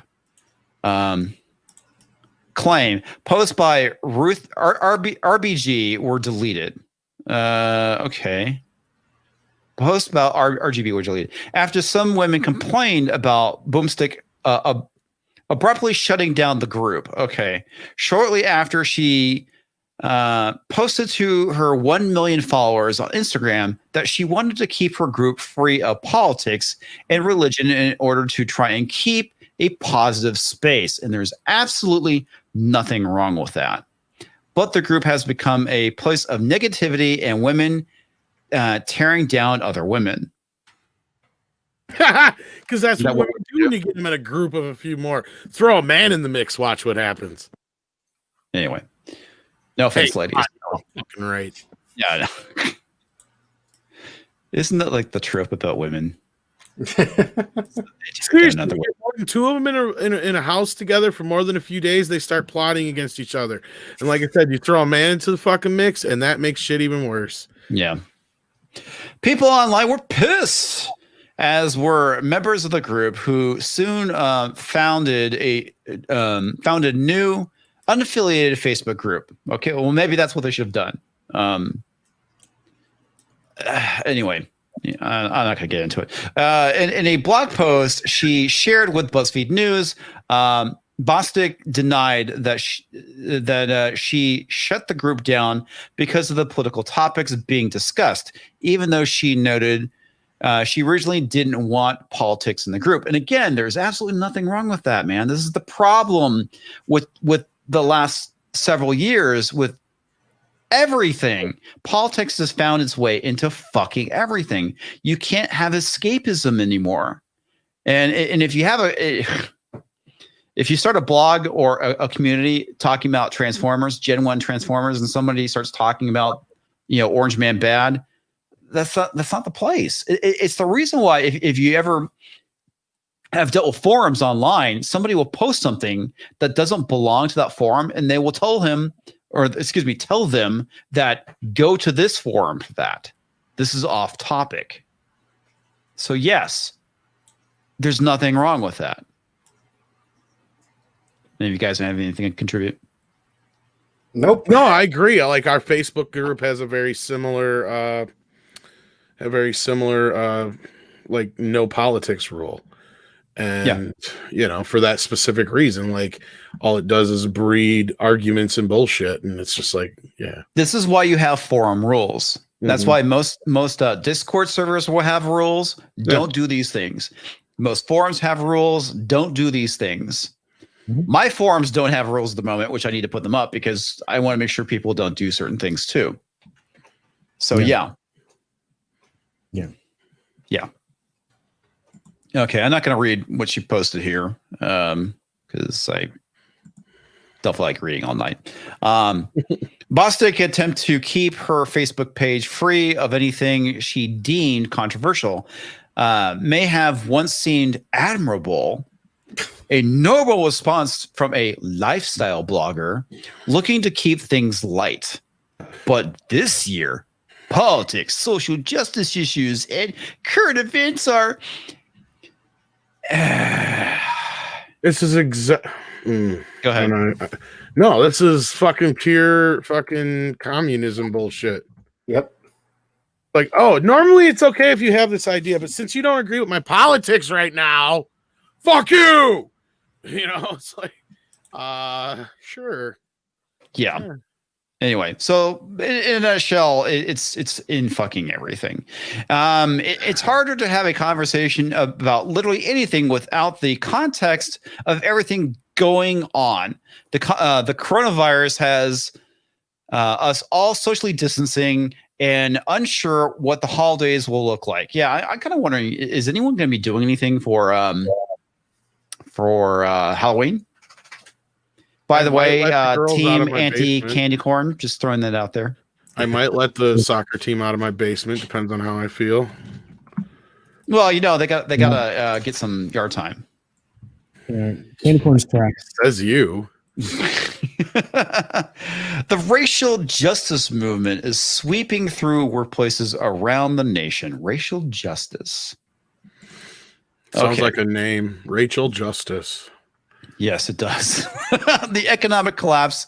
She sounds like a lawyer on the weekends. Indeed. Love her all week long. The economic collapse is impacting millions of Americans, with hundreds of thousands of people out of work or running even tighter household budgets. Y'all know who you can thank for that. Just saying. What Bosnick's case shows is clear.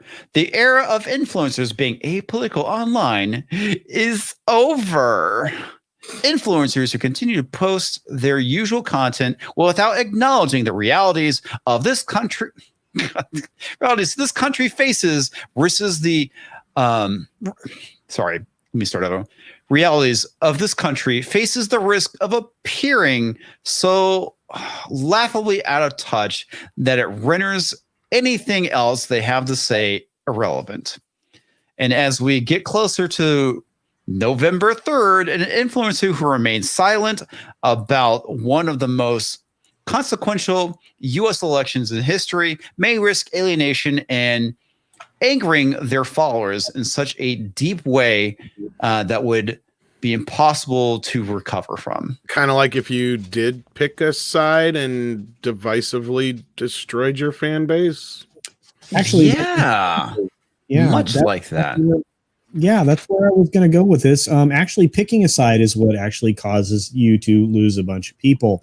And this is not a news piece. It's an opinion piece. It became an opinion piece about 3 paragraphs ago, and it was clearly defined in the last one. Yes. Yeah, this is just filthy garbage. Look, I'm not a fence sitter, but when it comes to shit that's not your fucking business, then that's just the way it is. I have a decision. I've made a decision. I'm just not going to fucking tell you. You know, like that's my fucking choice. Right. Exactly. Like that's my fucking choice. You know, I was raised in school to like, I think I've told this story, I don't know, 3 or 4 times now on this fucking podcast where, you know, the teacher had asked a student, you know, who are you going to vote for? Because we had like a little fake, like, you know, election in our class when Bush and Dukakis were running or whatever. And the kid answered, and the teacher's like, no, don't tell anybody who you're going to vote for. They could try to influence or change your mind and blah, blah, blah, blah, blah. This is something you need to decide for yourself and keep to yourself. So to me, it's like, you know, there's just 3 things you don't try to bring up in a conversation. That's politics, religion, and sports. They're always going to lead to an argument. I thought it was politics, religion, who you fucked last week. Or that too. Yeah. Sports, it depends on who you're talking to, pretty much. If you know you're talking to somebody who's not a fan of the same team you are, chances are you're better off keeping your mouth shut. Yeah. Real quick, let me grab the super chat from Imperial Lupia for $2. F Cali rules. I'm going out for Halloween. Damn it. Yeah, you should. Yeah. Yeah. If you have I'm any debating on getting candy, but I have no idea if anyone's going to show up.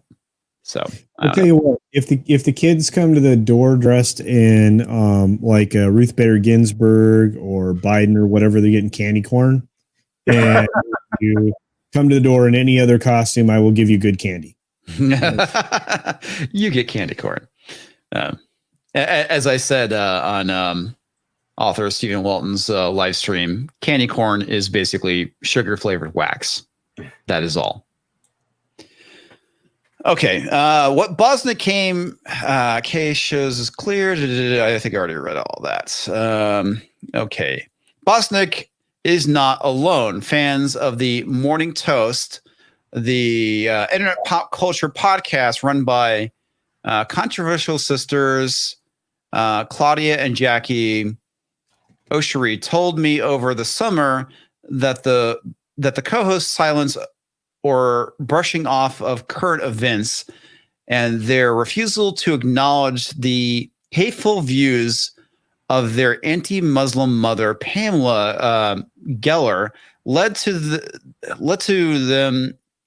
them to disassociate from the ushers en masse. Okay. Betches, a woman's website, just shut down its Facebook group for brides, citing similar negativity and infighting to Bosnick's group. I don't blame them, man. It's funny how things will get shut down. And my wife, she really likes listening to these murder podcasts. And there's these groups called the Murderinos. And like a number of years ago, they shut down their fucking Facebook group because it started getting a large influx of SJWs, and it was pretty nuts. Oh, there's nothing that ruins a bunch of fun real quick than a shit ton of Karens. Yeah, in that show. A former member of the group told BuzzFeed News that members had expressed anger that political posts were being deleted. And here's the other thing too. Okay, you want them to no longer be apolitical.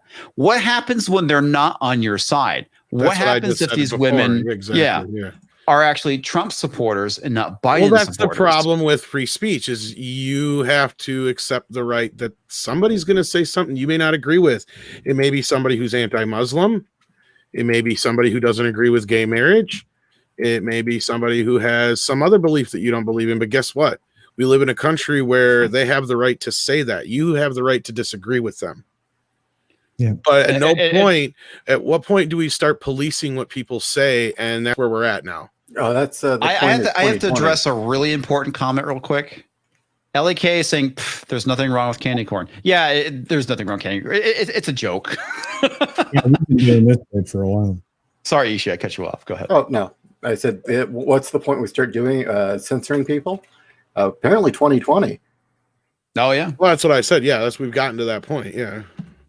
Where it's even more worse than that. It's like thought police anymore too. Yeah. Oh yeah. Yeah. That's really kind of what it comes down to is that if you don't have the right opinion. And I got in an argument with between two black friends this last week, and I don't want to get too deep into it, but I basically had to call out one of my other black friends as a fucking racist.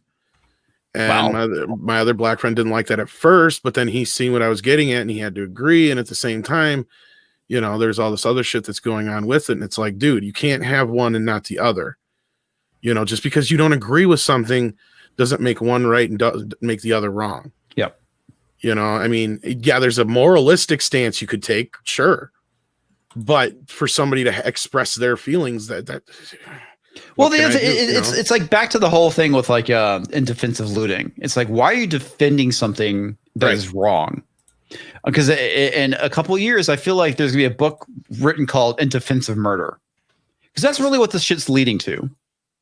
Well, on the other side of this too, I mean, Trump needs to, you know, there's TDS on both sides, and I got to say this as far as we've gotten into the whole conversation. Trump needs to stop and realize what he's saying and how it's coming out too. Because when somebody asks, "Do you denounce white supremacists?" the reason they keep asking him this is because he has not flat out said, "Yes, I denounce."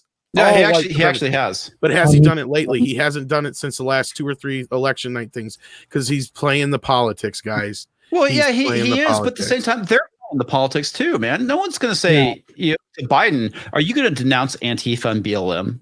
Are you going to denounce the Yeah, riots?" they No, did. He did, and he still. He And then didn't. that's where He Biden won't said, "Oh, it's answer. just an idea," and everybody knows that's bullshit.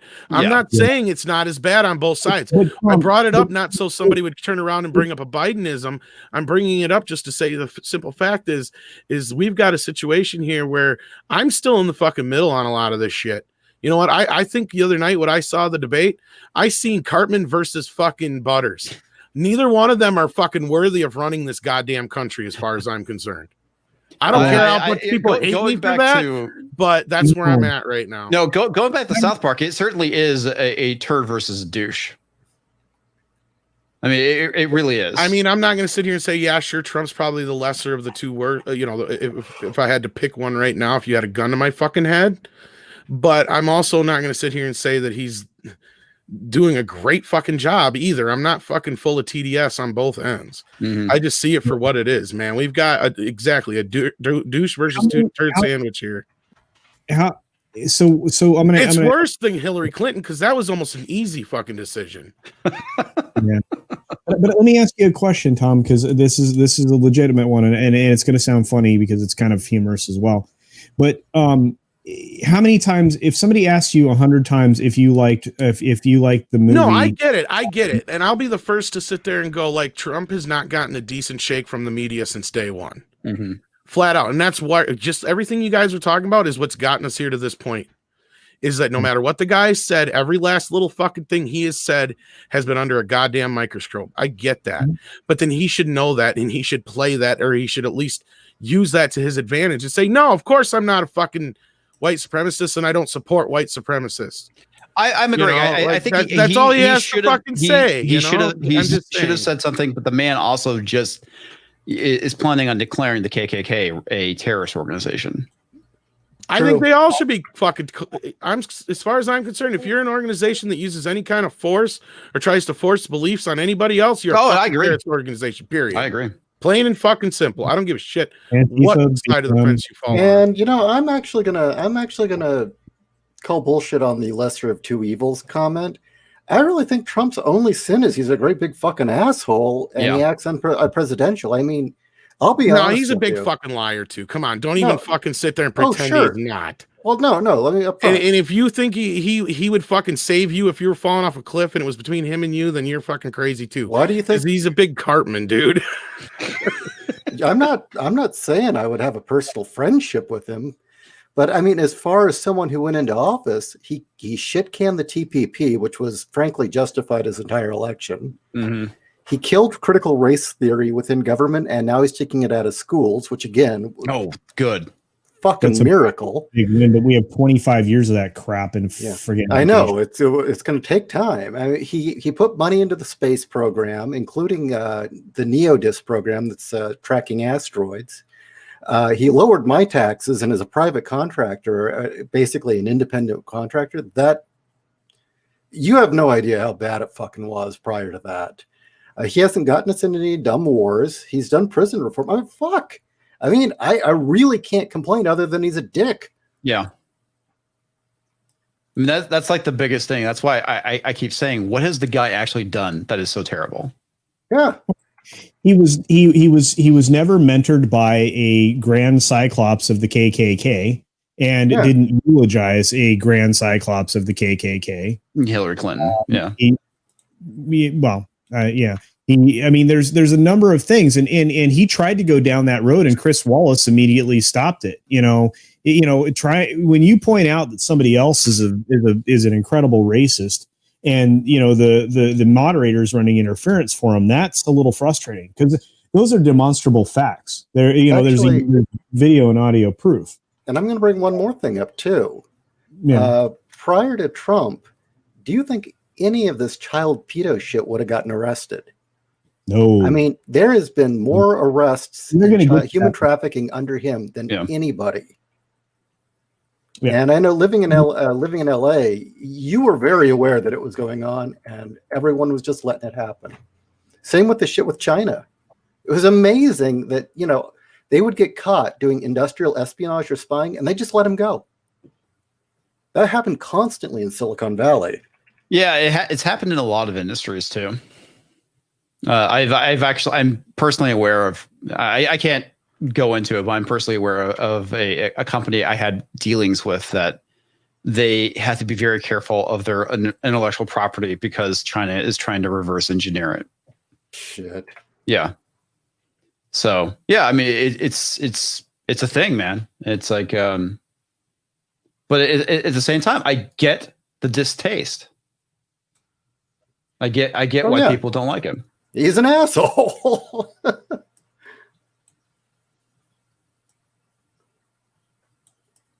That kill it? No. But Tom, I mean, hey, look, dude, it's like you're allowed to voice your opinion. If you don't like the guy, I get it. Well, if I do around here, I get chastised. That's the No, problem. man. No, I mean, it's very true because anytime I have, maybe not on this stream per se necessarily, but anytime anywhere else, if I've said anything negative about him, you get piled on, especially if you say there's TDS on both sides. Oh my God. The first time I said that, agree with you. I got so much shit that Did you wouldn't anyone say there believe. wasn't? Oh, well, no, but it's just what it happens is whenever you bring it up, it's, you gotta, it's, oh, he's nothing wrong. No, okay. Whoa. Ask me if I like Trump. I don't want to get down this road. This is why I don't generally get into politics. No, Tom, no, I appreciate where you're coming from because I've been in a position where I never wanted to talk about politics. I don't do it on my channel. I don't like Donald Trump. I've only admired him as a businessman. As a president, he did exactly the things that he said he was going to do as far as getting rid of really bad trade deals and some other things that have cost our country, which, by the way, Bernie was also going to do. The same trade deals that have been concerning me for a very, very long time. Bernie and him were the only guys making sense to me when it came to trying to protect our economy because, being run roughshod over by, outside interests. Another thing I'll bring up is living in San Diego. I can tell you for a fact, even though the news didn't cover it, the moment he actually started enforcing the border, Jesus, did it make a difference. And the other thing too, man, I've said this many times before. I did not vote for Trump in the last election. But it was really when I went to the polls, man, I was like, I don't want either one of these idiots. I had been I was a Bernie voter prior to that. Yeah. I was a full-on Bernie supporter. I was 100% with him.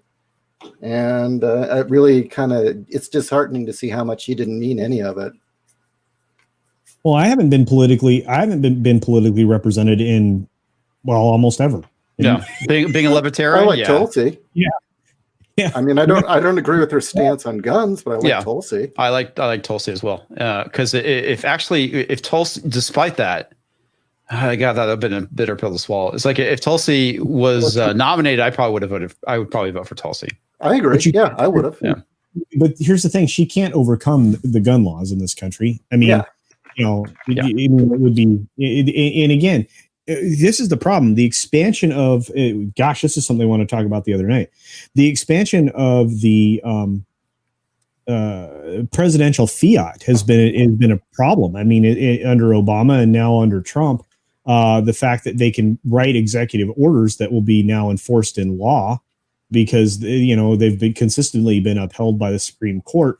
That's concerning because it circumnavigates or circumvents, I should say, the balance of power that we're supposed to have in our government between the three branches.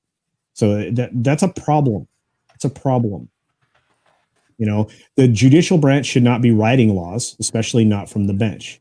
And I'll be clear. I mean, I'm not a fucking fan of either choice. That's my problem. Oh no, I get it, dude. Trust me, I get it. I really do. I get why people don't like him.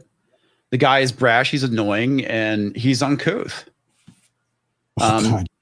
Very, very uncouth. I mean, it's like the grab him by the pussy comment. It's like, well, it's not even that shit. I don't care about that stuff because I'm a brass motherfucker when it comes to that shit. You know that.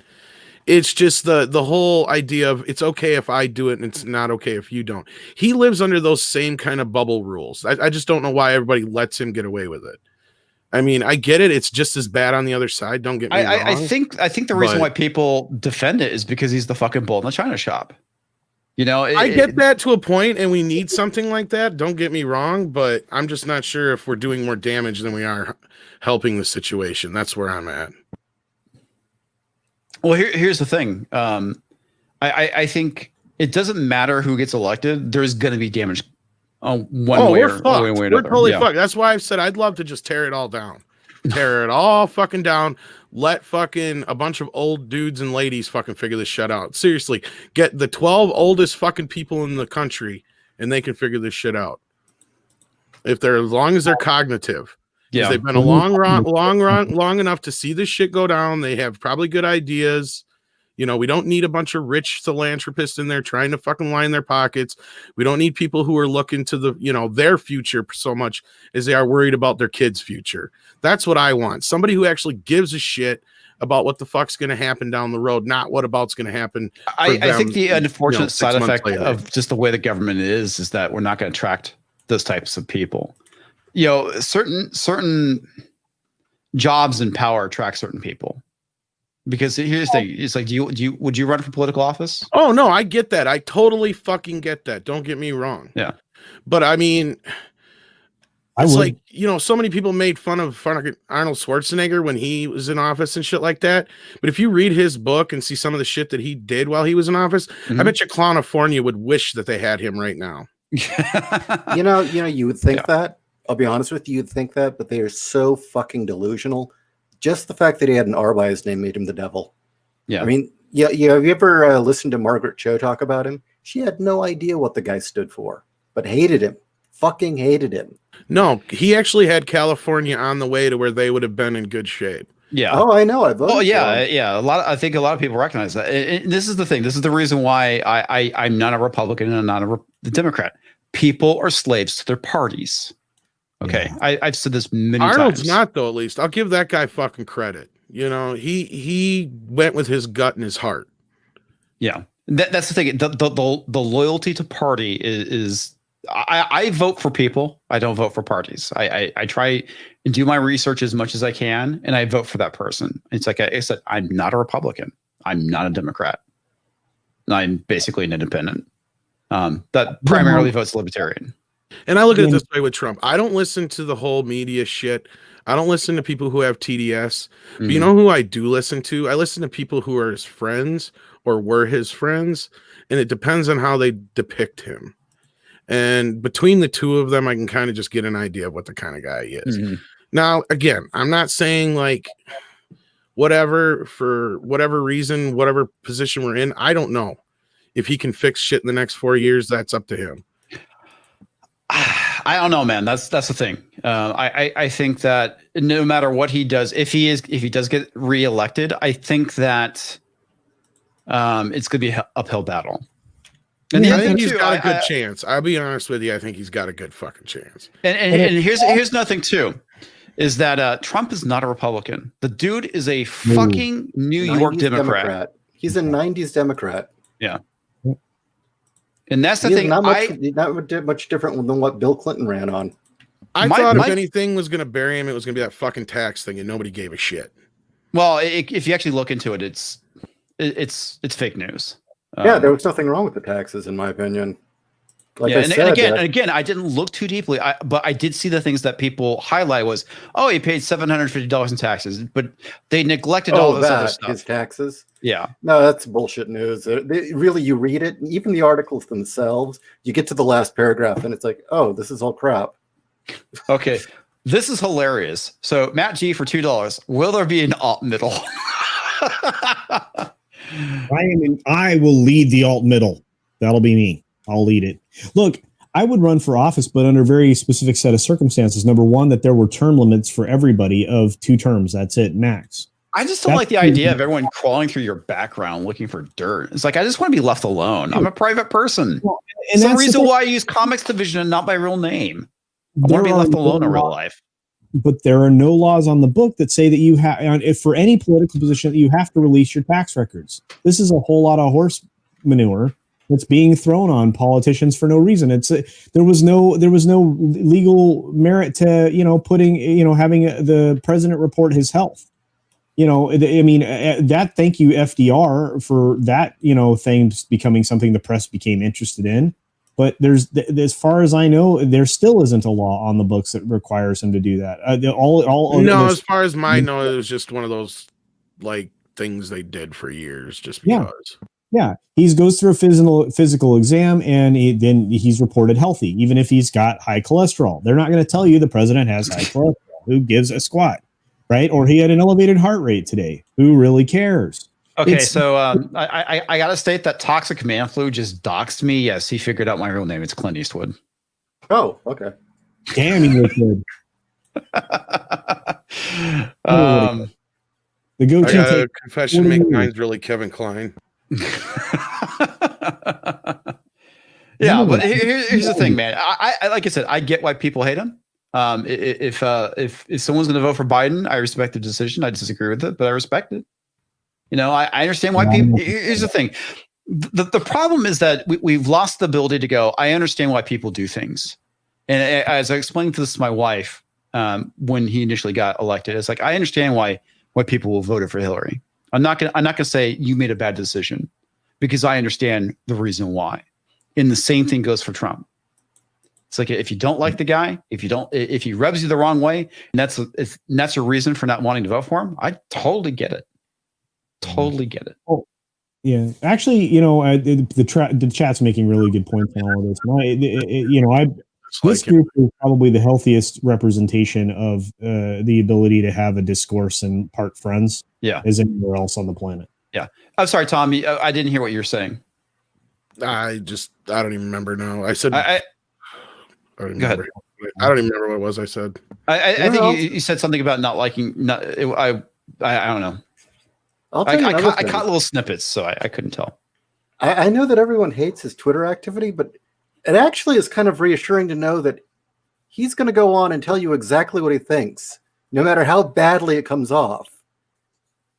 I mean, the problem was Obama sounded so nice, but he was so full of shit. And he had the press totally backing him up. Yeah. And I think the other thing, too, is that we have to have the ability to say, if somebody, whether you agree with them or not, if they do something right, you have to be able to praise it. And that's kind of the problem with what's going on in the Trump era, is that people have lost that perspective, because there's plenty of stuff I agree with that George Bush did, and there's plenty of stuff I criticized him on. Same thing goes for Obama. The one thing that a lot of people, specifically people that supported him, looked the other way on is the fact that he was called the bomber in chief. And he actually made the Patriot Act a lot worse. And he actually sent even more jobs off to China and got up their ass. I was very, very disappointed. I was a Obama supporter through and through, and was just thoroughly disappointed that he didn't. Yeah, he promised that he was going to respect our privacy rights. He did the opposite. Yeah. But that's the thing. That all started with Bush. Yeah, and that's Bush the thing was a nightmare. Yeah, he was. I hated it. He was probably one of the worst we ever had. He did a lot of things that scared the crap out of me, and Obama had the ability to go and stop it, and he just rubber stamped it. Right. He put a nice face on it. Yeah, he did. The idea that the government had the ability to throw a black bag over your head and put you into a concentration camp was pretty frightening. Or that he okayed drone strikes on U.S. soil. Yeah. Jesus. So, like I said, dude, it's like don't get the idea that we're beating up on you because you don't like the guy, because I get it. Matt G for $2 are the. Well, I never said you guys necessarily were, but yeah, I know. I want to make sure that hey, dude, your opinions are welcome. It's okay. Are these the worst candidates since Ford Carter? I don't know, man. No. Jimmy Carter probably wasn't really as bad as everybody makes him out to be. That's the thing. No, I think part of the issue with Jimmy Carter was the fact that he was a nice guy. Well, and then wasn't there like some like fucking crisis deal that went down all in his time? Well, yeah, you had the you had OPEC, you had the whole shit going on with OPEC, and you had a hostage crisis in the Middle East. Hostage crisis. That's what. And then there was the military operation that he had put together to rescue them. Yeah. that was a kind of an election ploy to help win the election, and they sent the team out when they really shouldn't, and they almost all died, which was just a massive disaster, which was the other thing that kind of blackened his name. Mm-hmm. So I think a lot of it was the fact that it wasn't that Carter was a bad person. He just was not a good president. No, he was the wrong president for the era. Yeah. I think in another era, he probably would have been fine. He probably would have been fine. Probably like a decade later. Yeah, if the economy had been good, I think he would have been fine. Because that was like one of the biggest things. And fortunately, I was too young to remember, was the gas shortages. Oh, God, I have vague memories. Well, the other thing too is like if you look at Hoover, Hoover was another good example of who's I think labeled or branded as a terrible president, who really was a victim of circumstance. Because of the collapse of the economy, the Great Depression, Hoovervilles. I mean, well, there was the Teapot Dome scandal, which was pretty bad. Yeah, there was that, but I didn't think Hoover was involved with that. I thought that was God. There's somebody else. It was another president. Let me check. But yeah, I distinctly remember the whole thing with Teapot. But in a lot of ways, he was similar to W, actually, from what I understand. But I could be wrong on that. Yeah, I have heard a lot of comparisons with Hoover and JFK gets glorified too. Yeah, he does. What? It's Warren G. Harding. Oh, it was Warren G. Harding that was. Oh, Harding, thank you. Thank you, Kat. Yeah. And I don't mean Kat's just big on that era of history. It was Harding. And I don't mean just like with the whole sleeping with Marilyn Monroe shit either. I'm talking about all the other shit. Well, he there's a lot of things that they kind of covered up with the whole thing with the fact that he had back problems. He's on a lot of pain medication. I mean, that really was a dangerous point in our history. Well, and like if you guys see, yeah, I was gonna say, did you guys see Irishman? No, I haven't. Well, I mean, like the main story is possibly bullshit, or at least an amalgamation, and like the guy who claims it's true is bullshit. But like all this stuff with JFK and all that crap that's in there is true. Mm-hmm. Like a lot of it, anyway. Mm-hmm. Well, another thing about JFK that always bugged me is that he often was given credit for things that other presidents did. Which a lot of the good things that that happens a lot because they blamed a lot of they blamed the recession on Bush when it was really Clinton's fault. Yeah, because Clinton was kind of riding high on the economy that was created by Reagan mostly, and I think he probably did contribute to it being good as well. But then there were things that happened in his later term. You had the .com bubble burst, which was a huge impact to the economy, and I don't think that was Clinton's fault. No, I was just going to bring that up. I was going to say I don't know if that was necessarily his fault either because of the internet boom. That was a bunch of people riding high on venture capital. Yeah, I got lucky because I there was a company I was applying for, and I didn't get the job, thankfully, and they closed down like a couple months later. Wow. Yeah. I mean, it was a mess. And it's like I would have uprooted my life and moved to Dallas. That would have been sucked. Move there, lose your job. So I don't know. But it's yeah. That's the thing. I think sometimes presidents they get the praise and then the complaints about the economy when it's not always necessarily well, and the fault. whole thing about JFK kind of reminds me of the glorification they're doing now with all these people that are, so brave and stunning. It's like, no, they're just assholes. And, it's like, it's kind of the same thing with JFK. It's like, yeah, he was so brave and stunning because he was so young and this and that, and he pushed the world into this place and blah, blah, blah. Not really. After everything, like you said, he almost got us into World War III. His ties with the mob. I mean, that's what the Irishman's about. Like I was saying, like all the shit that went down. His family's had a history of fucking controversy surrounding him. I mean, come on. Well, yeah. I mean, the whole thing with the fact that his family were war profiteers. Joe, I mean, yeah. Joe was an evil person. Yeah, not great. Yep. Let's see. Yeah, I know that we're kind of tracking past 2 hours here, and then culture. You got stuff. We got way up? off this fucking. Yeah, we did. We kind of departed. But long story short, yeah, this whole article, and I know we didn't get all the way through it, but it's like we're allowed to not have politics and things. And I know that we went down that politics rabbit hole, but this is the thing that annoys the crap out of me is that BuzzFeed is so fucking wrong here. You know, we are allowed to have our escapism and not have politics, and people are allowed to not want that into their community.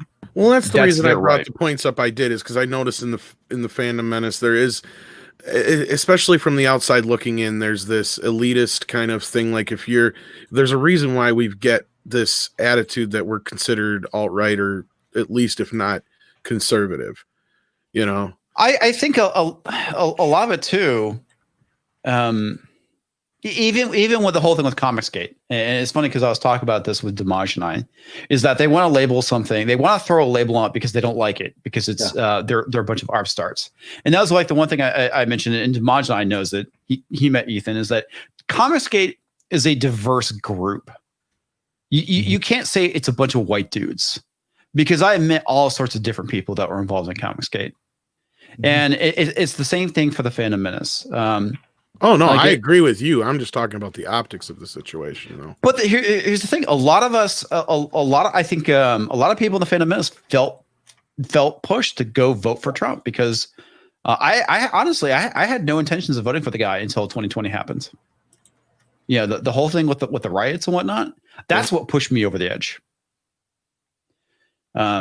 So I think that's the reason why they try and label them as alt-right. Well, really what it is if you don't wave their flag of social justice and woke, you're alt-right.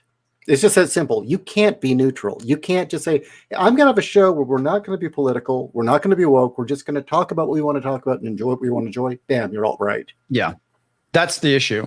I mean, a lot of people bring up as the Last Jedi is the shot across the bow, because it woke people up to a lot of the shit that was going on, and it pissed off a lot of people. It's what started a lot of this nonsense. For me, it was what was going on with comics, and it's like I tried to remain neutral as I could for as long as I could, but obviously certain circumstances pushed me a certain direction. I'm like, fuck it. Well, in 2016, I knew that I absolutely would never vote for Hillary for two reasons. Well, three. One, she wanted to go to war. Two, she kind of spearheaded and helped write the TPP. And third, the thought of someone who was flat out pandering to the woke crowd after the hell I had been through in my industry with the woke crowd, and seeing the nightmare on the horizon, it was like, the last thing they need is someone in office helping them out. All right, so what we're gonna do is we're gonna get to the super chat real quick, and then we will call it a day. So I can go ahead and stop sharing this now. Toxic Man Food for $5. Can we just get someone under 70 to run for office? That would be great. Yeah, that would be. That's part of the problem, actually. Yeah. You have to be 45 years old. And in a natural. I'm scared of a lot of the young people, though. That's my problem right now. Is normally I would go for a younger person, but like anybody who's like between the age of younger than me and my kid is snucking futs. So I don't want any of them fucking running anything. I don't even want them anywhere near a microwave. You don't like Tulsi? Look, fucking Edward Sparkle Pants is indicative of what this fucking entire generation is. They're either batshit crazy or dumber than a box of rocks, which I cannot understand because they have an entire fucking encyclopedia in their fucking pockets. All they got to do is Google any answer at any fucking time, and they have everything in their hands. You know, it's just like, what the fuck, kids? I mean, at least the next generation coming up, I have a little bit better feeling about, like, you know, like I said, like Gary's kids, my kid, anybody else who has kids right now that are, in that next generation coming up. But, Tulsi Gabbard is Gen X. She isn't a millennial. Oh, Chelsea Gab. I thought you said Clinton. My bad. Oh no, not Chelsea. Oh my God, she's cutting a out bag on of my hammers. internet has been shit all night, guys. She is a fucking bag of hammers. Well, that's man. what I thought you said was just because you're cutting out on my end, and it makes me wonder if because Hillary didn't get it, she's going to try and get her daughter. I think so. Yeah. All right, we had another one come in from Matt G for $5. I'm shocked they didn't have Obama run as VP. Yes, this could happen. Yes, it could. They wanted Obama versus Trump, and through that loophole, it could happen. It could have happened. Yeah, that's fucking hilarious, though. Problem you have is now, just like many of these men, I know what kind of situation we have now after the fact with Obama, but unfortunately, if you put those two in a debate, Obama would put Trump under the fucking table. Oh no, he would absolutely, because the guy is he'd have him crying and sucking his thumb by the end of the fucking thing. I don't know about that. I think he would definitely get him flustered and angry, like figuratively, but that's what I'm saying. Like he would just be like, "Fuck this, I'm not doing it anymore." Yeah, I think he's definitely a better statesman, but I also felt the same thing about Hillary. I thought she was a better statesman, but that doesn't necessarily mean good. No. Hillary never. That's why she needed Bill. She always needed Bill because nobody fucking liked her. She was unlikable. Yeah, I agree. She's the original fucking Karen. Yeah. She has resting bitch face constantly. Mm-hmm. She is that nasty grandma that never gave you shit but socks and a sweater for Christmas. That's fucking who she is, and that's why nobody fucking liked her. She's that nagging fucking wife. That's why nobody really gave two shits and a fuck about Billy getting a Hummer in the fucking office. They're like, shit, if that's what I was married to, I'd be getting one too. Fuck. That's kind of true, actually. It is absolutely true. And she viewed when she was in college, she viewed Bill as her stepping stone to the presidency. Yeah, opportunity. And if she knew she couldn't get there, she was going to make sure he was going to get there. Mm-hmm. Mm-hmm. Well, I think it wasn't just that. I think that if she got, or if Bill was able to get in, that would help her down the road. Because remember what Bill said, you get two for the price of one. If for those of you who didn't know that, point, but her initial goal was to get him to the White House first. Well, the goal was to get him to the White House so he could be the ladder, so she could climb up Bill Clinton and climb through the window at some point, which is what failed in 2016 and 2012 and 2008 because nobody liked her. No, look. But Tom's right. Nobody liked her. But I'm going to post a query. Tom, if I ran for political office, let's say the president of the United States, would you vote for me? Yeah, you're a lot more likable than anybody else, though. And I know you personally, but even if I didn't know you personally, you're still more likable and you seem like a much more honest person. That's the problem.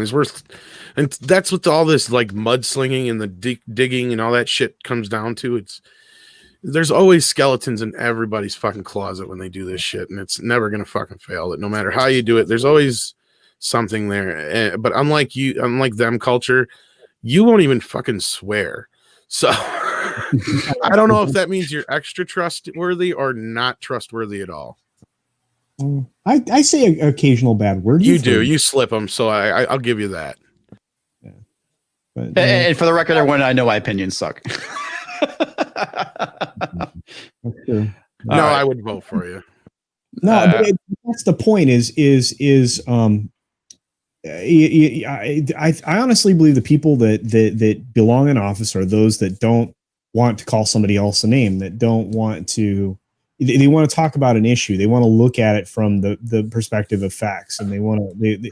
The country is a business. The issue is that we live in a post-fact world. I hope that's not true. I understand why. It's all about your truth now. Yeah, it's all about your personal truth. Yeah, exactly. There's a reason why I said that, kind of. No, you're right. It plays into it for sure. Yeah, I know what you're saying, but but that's the thing. Your personal truth doesn't make an iPhone, or doesn't build a bridge, or doesn't, it doesn't construct a spaceship. We have to operate under, actualities, facts, figures, tangible things. That's your white fragility talking. Okay.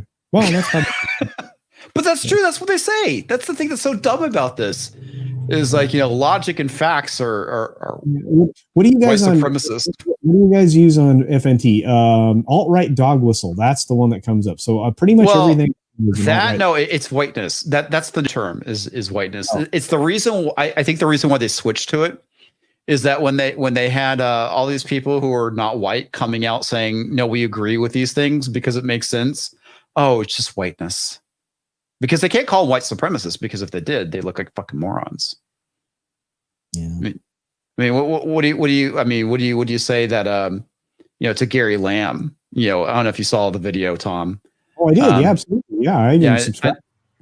Yeah. So I mean, it's like they'll say, oh, he has internalized racism, or it's whiteness. No, I didn't see it.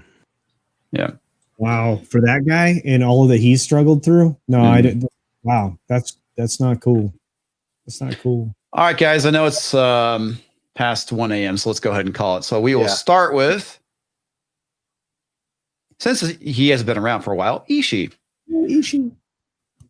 Okay, hey, how you doing? I am Jay Ishiro Finney, author and alien in a human suit, and I have just released a new story on Amazon.com. You can read it for free with Kindle Unlimited or 99 cents otherwise. It is called Death War Grease Paint. It is a Lovecraftian tale about a television clown who looked into the abyss and found it utterly hilarious. It is probably the funniest thing I've ever written, but it's still a horror story. So just J. Ishiro Finney on Amazon.com, and you can get it there. All right, good deal. Next up is Culture Casino. Are you here? No, he's not. Oh, there he is. Hi, sorry, I'm muting. I'm being respectful of Ishi. No, I'm Culture Casino. I have a YouTube channel. A lot of you are subscribers now, which I truly appreciate. My channel grew like gangbusters thanks to Comics Division, who I will thank every time I see him and say thank you. Thank you very much. My watch hours are very close, guys. I could be monetized in a matter of a couple of days. I need some people to just, go through my content, even if you're not actually, paying terribly a lot of attention to it. I need about 600 more hours to reach monetization. So I'm getting close. So I'm very excited. Nice. But I want to thank each and every one of you. You guys are awesome. Please subscribe to, the people on the panel. You guys are already subscribed to everybody here. So anyway, thanks for being here. You guys are awesome. We wouldn't be here without you. Thanks. I just bought your story. Oh, geez. Thanks, man. Hey, you're welcome. Gotta show some support. And last but not least, our favorite person on the panel, Tom. Hi, I'm Tom. I'm a Gemini. Not a big fan of stinky cheese. I do like pizza, though, tacos. I like puppies.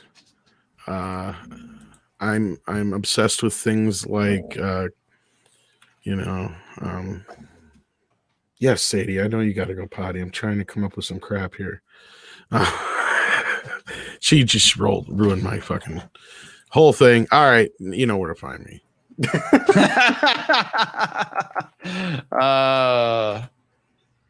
Let me finish posting this real quick. If you like pina coladas, if you like pina coladas, the one thing I never understood about that song is why weren't the two of them pissed as hell at each other? I have no idea. There was a lot of they're both 70s. fucking cheating on each other and shit. And it's like, I would be questioning why I'm with this person the whole time. That's just me. Do you know that MST3K did an entire skit breaking that question down? Oh, now I gotta go find this. And I just realized I left Tom soloed. Anyway, I was trying to post a link to your to the Amazon link to the thing. I'm biting it. It's down in the right hand corner. You can grab, if you click the Twitter one, it'll just give you the link. Okay. The Twitter one. Is this on your Twitter page? Oh, no, I was going to say it's actually on the Amazon entry. Oh. Down in the corner. Hang on a second. Well, I can. Yeah, just send it to me. Yeah. Now I don't boomer the shit out of it. Okay. Like I just did. I'm putting it in the private chat right now. Okay. Awesome. Thank you. And there you go, folks. Now you can go and find it. Thanks. Oh, no problem. And of course, hopefully you know who I am. If you don't, I'm Comics Division. You can see me on Friday Night Tights as well as my own channel. And you can follow me at Comics Division on Twitter or pixelnation.io, where I have my forums up. And yes, Master Sidearms, I do actually have a live channel now, which I was totally not prepared to talk about. But I'll have to make sure I'll put a link in the description. That way people can find it. Subscribe to that when I get the link. And yeah, that's where all the live streams are going to get migrated to. Yes, Boomer Division. Thanks, Toxic Man Flu. Toxic Man Flu, one of my great mods, both on the live streams as well as the Pixel Nation forum, along with According to Daddy Issues, also known as According to Christy. So, folks, I will see you next week. But until then, you can find me on Friday Night Tights tomorrow. Take care, everyone. I'll catch you next. Dang! Fucked up my outro. All right. Damn it. Take care, you guys. See you guys. Peace.